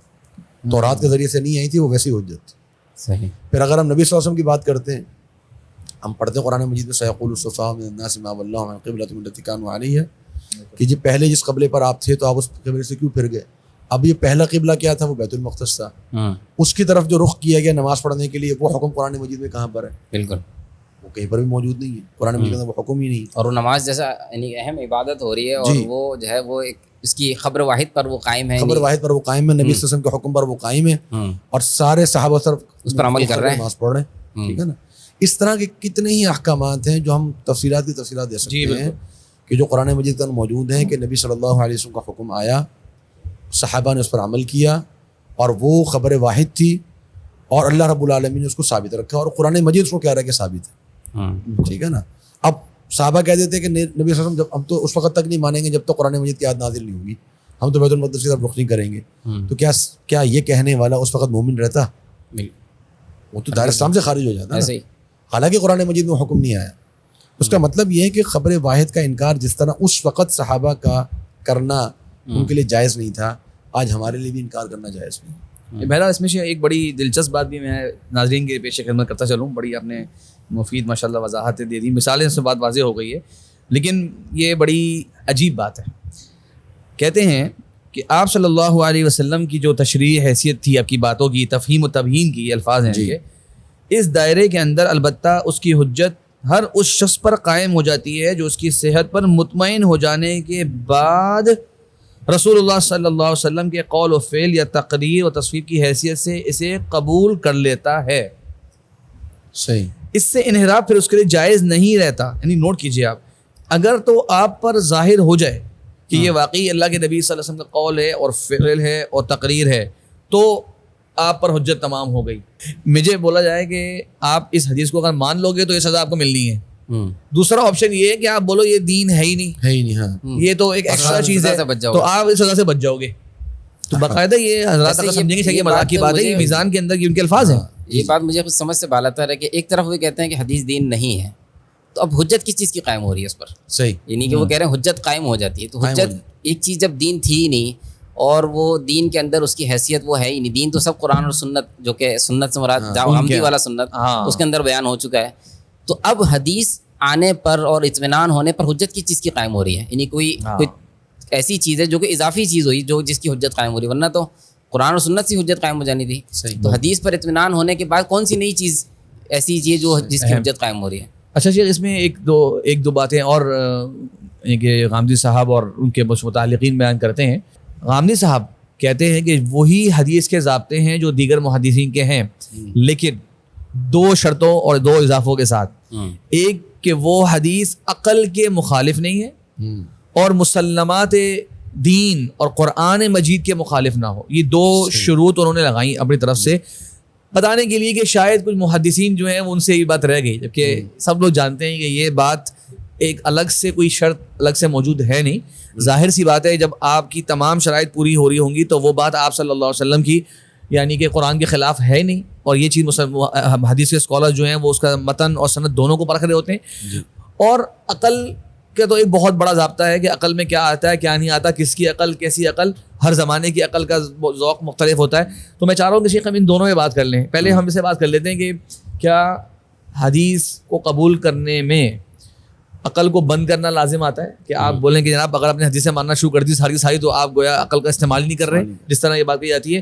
عقل اور حدیث میں شیخ ہم کس طرح سے سمجھیں گے اس کو؟ اچھا, اس بارے میں پہلے تو یہ بات جانیں کہ محدثین کے ہاں جو صحیح حدیث کی جو شرط ہے, یعنی کہ جو صحیح حدیث کی تعریف ذکر کرتے ہیں محدثین کے ہاں, اس میں 5 شرائط ذکر کرتے ہیں. ایک تو یہ کہ اس کے راوی جو ہیں وہ سارے سچے ہوں, اور اسی طرح راوی جو ہیں وہ ضابط ہوں یعنی حافظ ہوں جی, اور اسی طرح سند متصل ہو اور اس میں کوئی شذوذ اور علت جو ہے نا وہ موجود نہ ہو. اب غامدی صاحب ایک طرف تو یہ کہتے ہیں کہ میں حدیث کی وہی شرائط مانتا ہوں جو کہ محدثین مانتے ہیں, ٹھیک ہے, اور دوسری جانب وہ کچھ ایسے اضافے بھی کرتے ہیں, کچھ ایسی کنڈیشنز اور شرائط کا اضافہ کرتے ہیں جو ایک طریقے سے وہ ان کی اپنی جانب سے یعنی اضافہ ہے. تو انہی اضافوں میں سے ایک یہ اضافہ بھی ہے کہ وہ حدیث اگرچہ یعنی کہ محدثین کے جو 5 اصول ہیں ان پر تو پوری اتر رہی ہے, لیکن کچھ اضافی شرطیں بھی ہیں جو میں لگا رہا ہوں. اور ان میں سے ایک شرط یہ ہے کہ وہ حدیث جو ہے نا وہ قرآن کے مخالف نہ ہو یا قرآن اور سنت کے مخالف نہ ہو, اور دوسرا یہ کہ وہ حدیث جو ہے وہ عقل کے مخالف نہ ہو. صحیح. تو یہ جو شرط ہے, پہلی بات تو یہ کہ یہ محدثین کے ہاں ایسی کوئی شرط موجود نہیں ہے. اور اگر وہ یہ کہتے ہیں کہ محدثین جو ہے کہ ہاں یہ شرط موجود ہے, تو ہم یہ عرض کریں گے کہ اگر محدثین کی ہاں یہ شرط ہے اور محدثین کسی حدیث کو صحیح کہہ رہے ہیں, اس کا مطلب یہ ہوا کہ انہوں نے قرآن اور عقل پر پرکھا ہوگا اس حدیث کو, تبھی اس کے بعد صحیح کہا ہوگا. بالکل. تو اس کے بعد یہ دعویٰ کرنا کہ یہ حدیث قرآن کے خلاف ہے یا حدیث کے خلاف ہے, تو یہ غلط بات ہوگی. کیونکہ محدثین کی شرط, محدثین اگر کسی حدیث کو صحیح کہہ دیں تو اس کا مطلب یہ ہے کہ وہ تمام چیزوں پر پرکھ کر ہی صحیح ہوئی ہوگی, قرآن کے مخالف بھی نہیں ہوگی اور عقل کے مخالف بھی نہیں ہوگی, تبھی جا کے اس کو صحیح کہا ہوگا. تو اس کے بعد یہ کہنا کہ میں یعنی کہ یہ اضافی شرط جو ہے یہ بھی ہونی چاہیے, یہ جو ہے نا مناسب نہیں ہے. اور اگر ہم کہیں کہ وہ اس چیز کو اس طرح سے ہائی لائٹ نہیں کرتے تھے جس طرح آپ کر رہے ہیں, تو پھر آپ کہاں سے یہ اصول لے کر آ گئے حدیث پر رکھنے کا؟ جی. اور ہمیشہ بڑی اہم بات ہے, اس پر آپ اس کی تھوڑی سی انشاءاللہ وضاحت بھی کریں کہ یہ عقل کو شرط قرار دینا یہ سب سے زیادہ غیر منضبط بات ہے. کیونکہ میرے سے آپ حضرات جو سن رہے ہیں آپ سب جانتے ہیں, ایک گھر کے افراد جمع ہو جائیں, وہ ایک مسئلے کو آگے ڈسکس کریں, بولے اس میں کیا لاجک سمجھ میں آتی ہے, کسی کو لاجک سمجھ میں آئے گی کسی کو نہیں آئے گی. ایک گھر کے افراد, ایک فیملی کے لوگ, ان کی عقل جو ہے وہ اس کے ادراک جو ہے مختلف ہیں.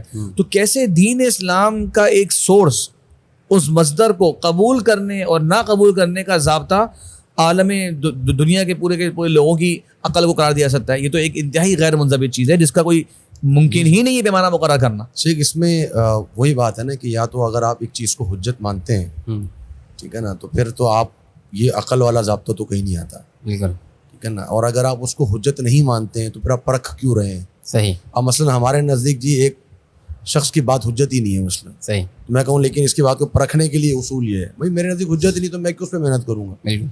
تو جب ایک چیز حجت ہے میرے نزدیک تو پھر میں عقل کا ضابطہ رکھوں گا نہیں اس کے لیے. اس کی وجہ کیا ہے؟ اگر آپ عقل کا ضابطہ رکھیں گے حدیث کے لیے تو پھر جو لوگ عقل کا ضابطہ رکھیں گے نا قرآن کے لیے, ان کو جواب دینا مشکل ہو جائے گا. جی, ٹھیک ہے نا. قرآن مجید کی کئی آیت ایسی ہیں جو کہ آج کل کی عقل اور ایک نیچر اور فطرت کے مخالف ہیں. بالکل ٹھیک ہے نا, یعنی ان کے نزدیک, ہمارے نزدیک نہیں. مثلا ابراہیم علیہ السلام کا زندہ سلامت آگ سے نکل آنا کس کی عقل میں آتا ہے, کس کے مشاہدے میں, کس کے لاجک میں, کو ماننے کے لیے تیار ہی نہیں ہوگا اس کو. ٹھیک ہے نا. نبی انبیاء کے جتنے بھی معجزات ہیں وہ کہاں آتے ہیں عقل کے دائرے میں. فتبسم ضاحكا من قولها, قرآن میں ذکر ہے حضرت سلیمان چونٹی کی بات سن کے جو ہے وہ ہنسے اور مسکرائے. سلیمان علیہ السلام جو ہے وہ ہواؤں کے دوش پہ سفر کر رہے ہیں. بالکل. ہدہد پرندے سے مکالمہ آپ کا پورا.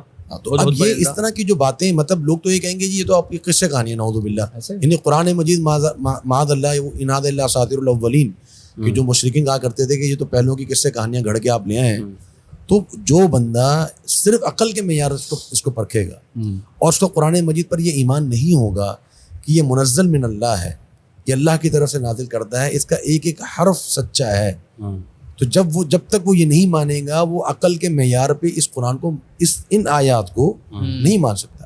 اگرچہ ہم یہ کہتے ہیں کہ یہ قرآن مجید عقل کے مخالف نہیں ہے. ہاں چند چیزیں ایسی ہیں کہ جو ہماری عقل کے محدود ہونے کی وجہ سے ہماری عقل کے دائرے سے باہر ہے. صحیح. ٹھیک ہے. اللہ رب العالمین کا استواء علی العرش ہو جانا, ٹھیک ہے, 7 دنوں میں زمین و آسمان کو پیدا کرنا, بلکہ آدم علیہ السلام کی تخلیق مٹی سے کرنا, عیسیٰ علیہ السلام کی تخلیق بغیر والد کے کرنا, کتنی چیزیں ایسی ہیں جو آپ کے عقل کے معیار پہ آتی ہیں نہیں. تو آپ صرف کیوں تسلیم کرتے ہیں اس کو, کیونکہ اللہ رب العالمین نے فرمایا. آپ حجت مانتے ہیں تو آپ عقل کو چھوڑ دیتے ہیں. بالکل. اسی طریقے سے ہم کہتے ہیں کہ جب آپ نبی صلی اللہ علیہ وسلم کی احادیث کو مانیں گے, کہ جس طرح جب آپ نے مانا کہ یہ قرآن مجید کی آیت ہے, اب عقل کو سائڈ پہ کر دو. اس طرح جب آپ کہیں گے نبی صلی اللہ علیہ وسلم کی حدیث ہے, عقل کو سائڈ پہ کر دو. اس کے باوجود بھی ہم یہ کہتے ہیں کہ دین عقل کے موافق ہے. بالکل. جی صحیح دین صحیح عقل کے مخالف نہیں ہو سکتا. صحیح. بالکل ایسا ہی. ہاں کچھ اخبار ایسی ہوتی ہیں, کچھ خبریں ایسی ہو سکتی ہیں کہ جو خبریں آپ کی عقل میں نہیں آتی, لیکن جو آپ کو احکامات دیے جا رہے ہوں گے جن پر آپ نے عمل کرنا ہوگا وہ عین فطرت اور عین عقل کے مطابق ہوں گے. بالکل ایسے ہی. بالکل ایسے. تو یہ کوئی اصول ہے نہیں اصل میں. اچھا اس میں میں ایڈ کرنا چاہوں گا, یہی اصول ہم لے لیں, اور اگر قرآن کے بارے میں اگر کوئی شخص یہ کہے, مثال کے طور پہ قرآن کے اندر 6000 سے زیادہ آیات ہیں, مثال کے طور پہ اگر کوئی شخص یہ کہے کہ میں قرآن کی ساری آیات مانتا ہوں سوائے ان آیات کے جو میری عقل میں نہیں آتی یا جو عقل سے ٹکراتی ہیں, کیا اس کا قرآن کو ماننا کہلائے گا؟ نہیں ماننا کہلائے گا, کیونکہ اس نے ایک ایسی شرط کو ایڈ کر دیا ہے جس کی وجہ سے بعض آیات کا انکار لازم ہے. اگرچہ وہ بولے کہ میں قرآن کی 500 آیتوں کو مانتا ہوں, لیکن 500 آیتوں میں مجھے اشکال ہے, صرف 500 آیتیں نہیں مان رہا, تو لیکن اس کا یہ ماننا کنسیڈر نہیں ہوگا, کیونکہ اس نے ایک ایسی چیز کو معیار بنا لیا جو کہ معیار تھی نہیں. اچھا, دوسری ایک اور چیز, ایک لاجیکل بات ہے, وہ یہ کہ ایک انسان مکلف یعنی کہ وہ پابند ہے شریعت کا. صحیح. تو جو پابند ہوتا ہے وہ ڈیسائیڈ نہیں کر سکتا کہ شریعت مجھے کیا حکم دے سکتی ہے اور کیا نہیں دے سکتی, کیونکہ اس میں اگر میری عقل کا دخل ہوگا تو اس کا مطلب میرا انٹرسٹ داخل ہے اس میں. یعنی اگر میں اپنی عقل سے ڈیسائیڈ کرنا شروع کر دوں کہ اللہ تعالیٰ کو یہ حکم مجھے دینا چاہیے اور رسول اللہ کو یہ حکم اللہ کے رسول مجھے یہ حکم دے سکتے ہیں اور یہ حکم نہیں دے سکتے, یہ اگر میری عقل ڈیسائیڈ کرنا شروع کر دے تو اس کا مطلب ہے یہ تو میرا اس میں انٹرسٹ داخل ہے نا, یعنی کہ میرا مفاد وابستہ ہے اس میں, کہ میں یہ ڈیسائیڈ کر رہا ہوں کہ یہ تو انسان کی عقل کبھی بھی شریعت کو ڈیسائیڈ نہیں کر سکتی کہ شریعت اس چیز کا حکم دے سکتی ہے اور یہ نہیں دے سکتی. اصل میں عقل جو ہے نا, عقل کا جو بیسک مقصد ہوتا ہے وہ سمجھنا ہوتا ہے. عقل کسی چیز کو کریٹ یا ڈسٹرائے نہیں کر سکتی ہے, نہ تو کریٹ کر سکتی ہے نہ ڈسٹرائے کر سکتی. مثال کے طور پر عقل کسی چیز کو وجود میں نہیں لا سکتی, اور اگر کوئی چیز موجود ہے تو عقل سے وہ ختم نہیں ہو سکتی. اس کی میں مثال دے دیتا ہوں کہ اب اگر حدیث ہے, حدیث نبوی جو ہے وہ ایک موجود چیز ہے, یعنی کہ خارج کے اندر, یعنی کہ اس کی ایک وجود ہے, یعنی کہ صحابی کہہ رہا ہے کہ اللہ کے نبی صلی اللہ علیہ وسلم سے میں نے یہ بات سنی ہے. اب یہ ایک حقیقت ہے جو کہ یعنی کہ آؤٹ سائڈ میں موجود ہے. اب کسی کی عقل میں یہ بات آ جائے یا نہ آئے, دونوں صورتوں میں جو سمعت رسول اللہ ہے وہ ختم تو نہیں ہو جائے گا, اسی نفی کیسے ہوگی؟ یعنی کہ ایک چیز امر خارج بن چکی ہے. اس کی مثال یعنی کہ عام زندگی سے اگر میں مثال دوں, اگر کوئی شخص بھی کہے کہ میں نے ابھی باہر جو ہے نا روڈ پہ ایک ایکسیڈنٹ دیکھا اور اس ایکسیڈنٹ میں 2 لوگ زخمی ہو گئے, آپ مجھ سے یہ کہیں کہ نہیں یہ بات میری عقل میں نہیں آتی, تو اگر یہ بات آپ کے کہنے سے کہ میری بات عقل میں نہیں آتی, کیا ان کا زخم ختم ہو جائے گا؟ زخم تو رہے گا آپ کی عقل میں حادثہ تو آئے یا نہ موجود ہے۔ عقل کا کام صرف سمجھنا ہے اس کو، عقل کریٹ یا ڈسٹرائے نہیں کر رہی اس کو. یہ جو اصول ہے نا حدیث کو پرکھنے کا کہ عقل میں آئے گی تو عقل میں نہیں آئے گی تو ہم نہیں مانیں گے، یہ حدیث کو ڈسٹرائے کر رہے ہیں آپ. صحیح. حدیث کو ختم کر رہے ہیں محض عقل کی بنیاد پر. صحیح. اور یہ کام بیسک عقل کا فنکشن یہ نہیں ہے. عقل کا کام کسی بھی وجود کو سمجھنا ہوتا ہے. یعنی ایک چیز موجود ہے کائنات کے اندر، اس کو ہم سمجھیں گے کہ یہ چیز ایسے ہے اور ایسے نہیں ہے. یہ نہیں کہ میں عقل سے کسی چیز کو کریٹ کر دوں گا، صحیح، یا اگر کوئی چیز موجود ہے تو میں اس کو ڈسٹرائے کر دوں. بالکل ایسے اسی بات میں شیخ اگر ہم عام اس کو مزید کرنے کے لیے حدیث صحیح کی شرائط آپ نے ذکر بھی کری شروع میں اپنی گفتگو کے اندر 5 شرائط. اب ذرا اس پہ غور کریں شیخ کہ ایک شخص جو ہے وہ ان 5 شرائط میں سے کسی ایک شرط کے نہ ہونے کو تو اس واقعے کے نہ ہونے کی دلیل کے طور پہ پیش کر سکتا ہے، لیکن ان 5 کے ہونے کے بعد بھی اس چیز کو نہ مانے یہ ممکن نہیں ہے. مثال کے طور پہ آپ کو ایک شخص نے یہ بات بتائی کہ باہر ایک ٹرک کھڑا ہوا ہے، مثال کے طور پہ وہ شخص جو ہے وہ سچا ہے، دیانتدار ہے، آپ نے اس کو چیک کیا ہوا ہے. وہ شخص جو ہے وہ بھلکڑ بھی نہیں ہے، اس کو ذہنی طور پہ بیمار بھی نہیں ہے، جو بات سنتا ہے دیکھتا ہے وہ محفوظ کر لیتا ہے اپنے پاس. وہ خود بتا رہا ہے کہ میں دیکھ کر آیا ہوں، یا بالفرض اس نے کسی سے سنا ہے، اس نے اس کو دیکھا ہے. راوی کی مثال لے لیتے ہیں، عام طور پہ اس طرح ہوتا ہے. وہ دوست جس سے اس نے سنا ہے وہ بھی بالکل اسی طرح دیانتدار بھی ہے اور سمجھدار بھی ہے. چوتھی شرط ہوتی ہے شذوذ والی. کوئی اور شخص ایسے نہیں کہہ رہا کہ باہر کوئی بھی چیز نہیں موجود، اس کی کانٹرڈکشن کہیں نہیں ہو رہی، کوئی آگے جو ہے اس کو کاؤنٹر نہیں کر رہا، صرف ہمارے سامنے اس کا ایک اس بات کرنا ہی ہے، اس کی نفی کہیں سے نہیں ہو رہی. اسی طرح کوئی اور بھی باریک قسم کا ٹیکنیکل قسم کا کوئی ایرر موجود نہیں ہو رہا نا. اب میرے پاس اس بات کو قبول کیے بغیر کوئی چارہ نہیں ہے. دنیا کے اندر سمجھدار لوگوں کی دنیا کے اندر آپ یا تو ان 5 شرائط میں سے کسی ایک شرط کو بتائیں گے جی یہ مسنگ ہے، جو میں اس وجہ سے اس بات کو قبول نہیں کروں گا. لیکن یہ 5 شرائط پائی جاتی ہیں پھر بھی میں اس بات کو قبول نہیں کروں گا کیونکہ یہ میری عقل تسلیم نہیں کر رہی. یہ انتہائی عجیب بات ہے شیخ. آج کے زمانے میں شیخ ویسٹ کے اندر ایک بہت بڑا جملہ ہمارے بارے میں کہا تھا کہ اسلام جو ہے وہ بربریت کا دین ہے. بہت کامنلی بیان کرتے ہیں اسلام جو ہے وہ ایکسٹریمزم کو جو ہے وہ پروموٹ کرتا ہے. اچھا آپ بولیں گے آپ دلیل کیا ہے؟ بولیں گے اسلام میں جو ہے وہ جہاد کے احکامات وغیرہ موجود ہیں. اچھا اسلام کے اندر ویسٹ کے اندر ہے کہ بھئی مرد اور خاتون جو ہیں اگر برضا و رغبت بدکاری کا عمل انجام دے رہے ہیں تو یہ ان کی پرسنل لائف ہے، یہ ان کی پرسنل چوائس ہے. اچھا قرآن جو ہے آپ کا کہہ رہا ہے کہ فجلدوا کل واحد منہما 100 جلدہ، ان میں سے جو ہے وہ ہر ایک کو 100 کوڑے لگائے جائیں. حدیث میں آتا ہے کہ ان کو جو ہے اور بھی سزا کا اضافہ آتا ہے. تو آپ غور کریں کہ آپ قرآن کی اس آیت کو ان کی عقل کے مطابق بنانے کے لیے کیا کریں گے. بالکل. اور اگر وہ نہیں مانیں گے آپ کیا بولیں گے؟ یہ آیت پائی نہیں آتی. آپ بولیں گے بھائی صاحب یہ آیت ایسے ہی ہے، اللہ کا فرمان ایسے ہی ہے، آپ اس کو مان لیں گے اچھی بات، نہیں مانیں گے تو آپ قرآن کے منکر کہلائیں گے اور کچھ نہیں کر سکتے ہم اس کو ثابت کرنے کی چاہیے کوئی اس سے زیادہ کی کوششیں کرنا، اس کی شرائط کو لگانا. اور پھر آپ جاوید احمد غامدی صاحب کی عقل کو ہر حدیث کے قبولیت اور ناقبولیت کا میزان قرار دینا، یہ کتنی بڑی شیخ عالم اسلام کے ساتھ مذاق ہے. اچھا چل ایک منٹ میں بات کروں شیخ، ایک اور بات. جاوید غامدی صاحب کا تو سارا کنٹینٹ اردو زبان کے اندر ہے. دنیا کے اندر جو اور سارے کے سارے لوگ موجود ہیں جنہوں نے جاوید احمد غامدی صاحب کی ہر حدیث کو آگے رکھ کے ان سے نہیں پوچھا کہ جناب بتائیے یہ حدیث عقل قبول کرتی کہ نہیں کرتی. اب وہ لوگ کیا کریں؟ وہ سارے لوگ گمراہ ہو رہے ہیں. آپ سے پہلے کسی نے آج تک یہ شرط بیان کری ہے کہ ہر حدیث کو جو ہے وہ عقل پر پرکھا جائے گا اور یہ ہر بندہ اپنے طور پہ خود بخود کرے گا؟ یا یہ کام کیسے کرنے کا ہے یہ بتا دیں آپ. یا کیا مدارس کے لوگ کوالیفائڈ ہیں اس کام کرنے کے لیے یا نہیں؟ اس کی کوالیفیکیشن بھی صرف اور صرف آپ کی ہے، آپ ہی یہ کام کر سکتے ہیں. تو یہ بہت عجیب سوالات ہیں. مختلف ہے، ہر بندے کی عقل مختلف ہے. آپ کی عقل میں ایک چیز نہیں آ رہی دوسرے کی عقل میں آ رہی ہے، دوسرے کی عقل میں آ رہی ہے آپ کی عقل میں نہیں آ رہی. تو یہ تو وسط وہ ہے نا. اور پھر شیخ ہم اپنے آڈینس کو یہ بات بھی بتا دیں کہ لوگ بڑی ایک عقل کے بارے میں بات کرتے ہیں، تو عقل کے بارے میں علماء نے یہ ذکر کیا ہے کہ ایک تو عقل اسی طریقے سے محدود ہے جس طریقے سے آپ کے باقی حواس محدود ہیں. آپ کی آنکھیں دیوار پار نہیں دیکھ سکتی ہیں، آپ کے کان بہت دور کی بات نہیں سن سکتے ہیں، آپ کے ہاتھ کی ایک لمٹ ہے. ٹھیک ہے نا. تو ہر چیز آپ کو جو دی گئی ہے اس کی ایک لمٹ ہے. آپ کا علم محدود ہے، تو آپ اپنے محدود علم سے لامحدود کو آپ جو ہے وہ کور نہیں کر سکتے ہیں. اور دوسری بات یہ ہے کہ اللہ رب العالمین نے قرآن مجید میں اور نہ ہی نبی کریم صلی اللہ علیہ وسلم نے احادیث میں کسی بھی موقع پر عقل کی کوئی تعریف نہیں کی ہے، بلکہ اللہ تعالیٰ نے فرمایا کہ یہ وحی ہے، اس کی اتباع کرو گے تو ٹھیک ہے، ورنہ پھر تم اپنی خواہشات کے پیچھے چل رہے ہو. ومن اضل ممن اتبع هواه بغیر هدى من اللہ، اس سے بڑھ کے زیادہ گمراہ کوئی نہیں ہے جو اللہ کی ہدایت کے بغیر اپنی خواہشات کے پیچھے چل رہا ہو. فإن لم يستجيبوا لك فاعلم انما يتبعون اهواءهم. بلکہ اللہ تعالیٰ سورہ حجرات میں فرمایا، اب آپ دیکھیں ذرا اس کو، کہ وَاعْلَمُوا أَنَّ فِيكُمْ رَسُولَ اللَّهِ لَوْ يُطِيعُكُمْ فِي كَثِيرٍ مِّنَ الْأَمْرِ لَعَنِتُّمْ. بالکل.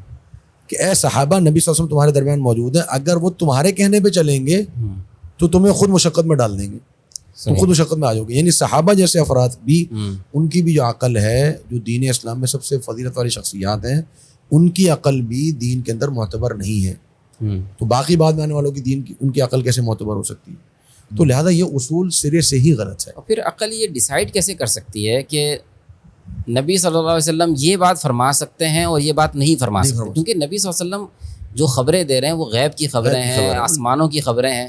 اب ان تک تو ہماری عقل ویسی ہی نہیں پہنچی, یعنی کہ اس کا ادراک آسمان میں کیا ہو رہا ہے اور کیا نہیں ہو رہا, بالکل ایسے. اور جو ہے جو امور غیبیہ ہیں وہ کیسے ہیں اور کیسے نہیں ہیں, عقل تو ویسے نہیں پہنچ سکتی. اب ایک حدیث آئے گی نبی صلی اللہ علیہ وسلم کی اور ہمیں کہیں کہ یہ بات عقل میں نہیں آ سکتی, تو عقل میں تو آپ جج کیسے بن سکتے ہیں؟ نبی صلی اللہ علیہ وسلم آپ یہ بولیں کہ یہ بات فرما سکتے ہیں اور یہ بات نہیں فرما سکتے.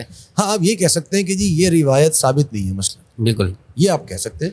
وہ کس طرح کہہ سکتے ہیں کہ جب آپ محدثین کو اصولوں میں اس کو پرکھیں گے بالکل کہ بھائی اس کے اندر یہ راوی ضعیف ہیں یا یہ سندی منقطع ہے, یہ ثابت نہیں ہے, وہ آپ ثابت ہو گئی, اب کہیں کہ نہیں میری عقل میں نہیں آتی. اچھا ایک اور چیز یہاں پہ بڑی اہم ایڈ کرنا چاہوں گا, وہ یہ کہ یہ جو موضوع ہے نا وہ ہے حدیث کو متن سے پرکھنا. جی یہ اس کے تحت آتا ہے, یعنی کہ ایک طرف تو اسانید ہیں, سند ہے, جی راوی کو چیک کیا جاتا ہے کہ راوی سچا ہے یا نہیں ہے, یا اس نے حافظ ہے یا نہیں ہے. یہ جو شرط ایڈ کی ہے نا, یعنی کہ قرآن کے مخالف نہ ہو اور حدیث کے مخالف نہ ہو. پہلی بات تو یہ ہے کہ یہ مخالف ہونا اور نہ ہونا یہ خود عقل کا فیصلہ ہوتا ہے. جی یہ جو بات کہتے ہیں نا کہ قرآن کے مخالف ہے, قرآن کے مخالف ہے یا نہیں ہے, یہ آپ کی عقل ڈیسائیڈ کر رہی ہے. قرآن یہ نہیں کہہ رہا کہ یہ حدیث میرے خلاف ہے, یہ آپ ڈیسائیڈ کر رہے ہیں کہ قرآن کے خلاف جا رہی ہے. یعنی کہ قرآن کا وہ فہم جو آپ نے لیا ہے اس کے خلاف ہے, نہ کہ قرآن کے خلاف ہے. اگر آپ قرآن کے فہم کو درست کر لیں تو قرآن کے موافق بھی آ جائے گی وہ. ایسے ہی. تو یہ اصل میں حدیث کو متن سے پرکھنے کا جو اصول ہے نا, یہ ہمارے پاس یعنی جو مسلمانوں میں کہاں سے شامل ہوا, یعنی کہ اس کی یہ شامل ہوا ہے ہمارے پاس جو کرسچینٹی ہے, یہ وہاں سے داخل ہوا ہے. صحیح. اہل علم یہ فرماتے ہیں کہ جو کرسچینٹی تھی, یعنی کہ ان کی جو بائبل تھی, بائبل کی چونکہ کوئی سند موجود نہیں تھی, سند موجود نہیں تھی, تو لہٰذا اب ان کو بائبل کو ثابت بھی کرنا تھا کہ بائبل کوئی چیز ہے. اب وہ بائبل کو کیسے ڈیسائیڈ کریں کہ کون سی بائبل ٹھیک ہے کون سی نہیں ہے؟ تو انہوں نے کیا کیا, بائبل بہت ساری بائبلز جو تھیں ان کو سامنے رکھا, اور جو ان کی کمیٹیز تھیں وہ بیٹھتی تھیں اور فیصلہ کرتی تھی کہ ہاں یہ والی آیت ہونی چاہیے اور یہ والی آیت نہیں ہونی چاہیے. تو وہ متن کو دیکھ کر ڈیسائیڈ کر رہے تھے. جبکہ مسلمانوں کا معاملہ اس سے مختلف ہے. مسلمان جو تھے ان کے پاس سند موجود تھی جو کہ اصل سورس ہے. متن سے جج کرنا ان کی مجبوری تھی. یہ کوئی صحیح طریقہ نہیں ہے کسی چیز کو جج کرنے کا. یعنی کسی بھی چیز کو اس کے متن, خبر کو متن سے جج کر لینا کہ یہ خبر ہو سکتی ہے اور یہ خبر نہیں ہو سکتی. مقصد یہ کہنا کہ جی یہ جو ہے وہ مطلب جیسے شیخ مصعب بیٹھے ہوئے اور آپ کی 4-5 باتیں میرے پاس پہنچی ہوئی اور میں کہوں یہ شیخ مصعب کہہ سکتے ہیں یہ نہیں کہہ سکتے, بالکل مسئلہ نہیں, تو یہ بات ہو گئی نا. لیکن اگر آپ سے مجھے ایک سچا بندہ مجھ تک پہنچا دے گا یہ بات کہ جی انہوں نے یہ کہا ہے, بات ختم ہو گئی. اب مجھے وہ پرکھنے کی ضرورت ہی نہیں ہے کہ جی یہ کہہ سکتے ہیں آپ یا نہیں کہہ سکتے. کیونکہ خبریں جو ہوتی ہیں نا, خبر جو ہوتی ہے وہ کسی بھی طرح کی آ سکتی ہے, عجیب و غریب قسم کی خبر بھی آ سکتی ہے. ہو سکتا ہے کہ آپ نے پہلی بار کوئی خبر سنی ہو. جب پہلی بار کوئی خبر سنیں گے تو وہ عقل کیسے ڈیسائیڈ کر سکتی ہے کہ یہ خبر ٹھیک ہے یا غلط ہے؟ بالکل. تو عقل میں تو وہ خبر ہی پہلی بار آئی ہے. بالکل. انسان کی جو عقل ہوتی ہے وہ کام جو ہے ڈیٹا کے بیس پر کرتی ہے. جیسے جیسے ڈیٹا کلیکٹ ہوتا ہے, آپ ڈیٹا کو جھٹلا رہے ہیں جو کہ آپ کی سورس آف وہ ہے, نہیں کہ عقل کا سورس ہے ڈیٹا ہے, وہ آپ ڈیٹا کو جھٹلا رہے ہیں اپنی محدود عقل کی بنیاد پر. صحیح صحیح. تو خبریں جو ہے تو وہ تو مختلف قسم کی ہو سکتی ہیں. جزاک اللہ خیر شیخ, بارک اللہ فیکم. میرا خیال ہے شیخ ماشاءاللہ کافی سیر حاصل گفتگو ہو گئی, اور ہم امید کرتے ہیں کہ ہمارے ناظرین کو بھی انشاءاللہ یہ کانسیپٹ سمجھ میں آیا ہوگا کہ آپ صلی اللہ علیہ وسلم کی احادیث کا کیا رتبہ, کیا مقام ہے. قرآن مجید میں پہلے سے موجود ہے اور آپ صلی اللہ علیہ وسلم نے اس کو بیان کیا, اور آپ صلی اللہ علیہ وسلم کی عظمت کا ایک بہت بڑا یہ پہلو ہے کہ آپ کی ایک ایک بات جو ہم تک پہنچی ہے وہ ہمارے لیے قابل فخر ہے, وہ ہمارے سروں کا تاج ہے, وہ ہمارے لیے دین ہے, اور اس میں سے ہر شے ثابت ہوتی ہے. عقیدہ بھی ثابت ہوتا ہے, عمل بھی ثابت ہوتا ہے, معاملات بھی ثابت ہوتے ہیں, ایمان بھی ثابت ہوتے ہیں. اور جو جاوید احمد غامدی صاحب کے ان کی کتابوں میں جو اس تعلق سے شبہات اور جو اشکالات اٹھائے جاتے ہیں ان کے اور ان کے کچھ شاگردوں کی طرف سے, ہم نے کوشش کی کہ اس کا بھی اچھی طرح سے جواب دیں. اور اللہ سے دعا ہے کہ اللہ تبارک و تعالی ہم سب کو جو ہمارے عقائد ہیں, نظریات ہیں, ان کو بالکل اس طرح سے بنائے جس طرح سے آپ صلی اللہ علیہ وسلم چھوڑ کے گئے اور آپ کے صحابہ کرام ان کو اپناتے گئے اور پھر آگے اسی دین کو انہوں نے منتقل کیا. ناظرین یہاں پر ہمارے اس پروگرام کا وقت ختم ہوتا ہے، اور انشاءاللہ ہم آئندہ کے لیے آپ کے سامنے یہ رکھنا چاہتے ہیں کہ انشاءاللہ یعنی غامدی صاحب کے مختلف مسائل اور نئے نئے آراء افکار تو آپ سنتے رہتے ہیں، لیکن ہماری کوشش یہ تھی کہ ان اصولوں کا تذکرہ کیا جائے کہ جن اصولوں کی بنیاد پر وہ یہ آراء بڑے آرام سے دے دیتے ہیں۔ تو لوگ ڈیبیٹ کر رہے ہوتے ہیں کہ جس طرح بعض علماء کی اور آراء ہیں، ان کی ایک الگ آراء ہے، لیکن وہ اپنے کچھ اصولوں کی بنیاد پر ان رائے کو پیش کر رہے ہوتے ہیں۔ تو ہم نے آج اس اصول کا محاسبہ آپ کے سامنے پیش کیا ہے۔ اسی طرح غامدی صاحب کا جو تصور سنت ہے وہ کیا ہے، یعنی سنت وہ کسے کہتے ہیں، جیسے ہم نے کہا کہ شروع میں آغاز میں بار بار ذکر ہوا کہ وہ سنت اسے نہیں سمجھتے کہ جیسے آپ سنت سمجھتے ہیں کہ آپ صلی اللہ علیہ وسلم کی باتیں، یا کچھ لوگ کہتے ہیں کہ آپ صلی اللہ علیہ وسلم جو عمل سے کر کے دکھا دیا وہ ان کے یہاں سنت نہیں، وہ کچھ اور ہے۔ وہ کیا ہے اور اس مفہوم کو جو وہ پیش کرتے ہیں اس کو ماننے میں کیا کیا اعتراضات اور کیا کیا چیزیں جو ہے وہ لازم آتی ہیں، انشاءاللہ یہ آئندہ پروگرام میں ہم تفصیل سے تذکرہ کریں گے۔ جزاکم اللہ خیر۔ میں اپنے دونوں معزز مہمانان گرامی کا شکریہ ادا کرتا ہوں جنہوں نے ماشاءاللہ ایک تفصیل سے ہمارے سامنے اس مسئلے کی وضاحت کری۔ اللہ تعالیٰ سب کو جزائے خیر عطا فرمائے۔ بارک اللہ فیکم وجزاکم اللہ خیرا۔ السلام علیکم ورحمۃ اللہ وبرکاتہ۔ وعلیکم السلام ورحمۃ اللہ وبرکاتہ۔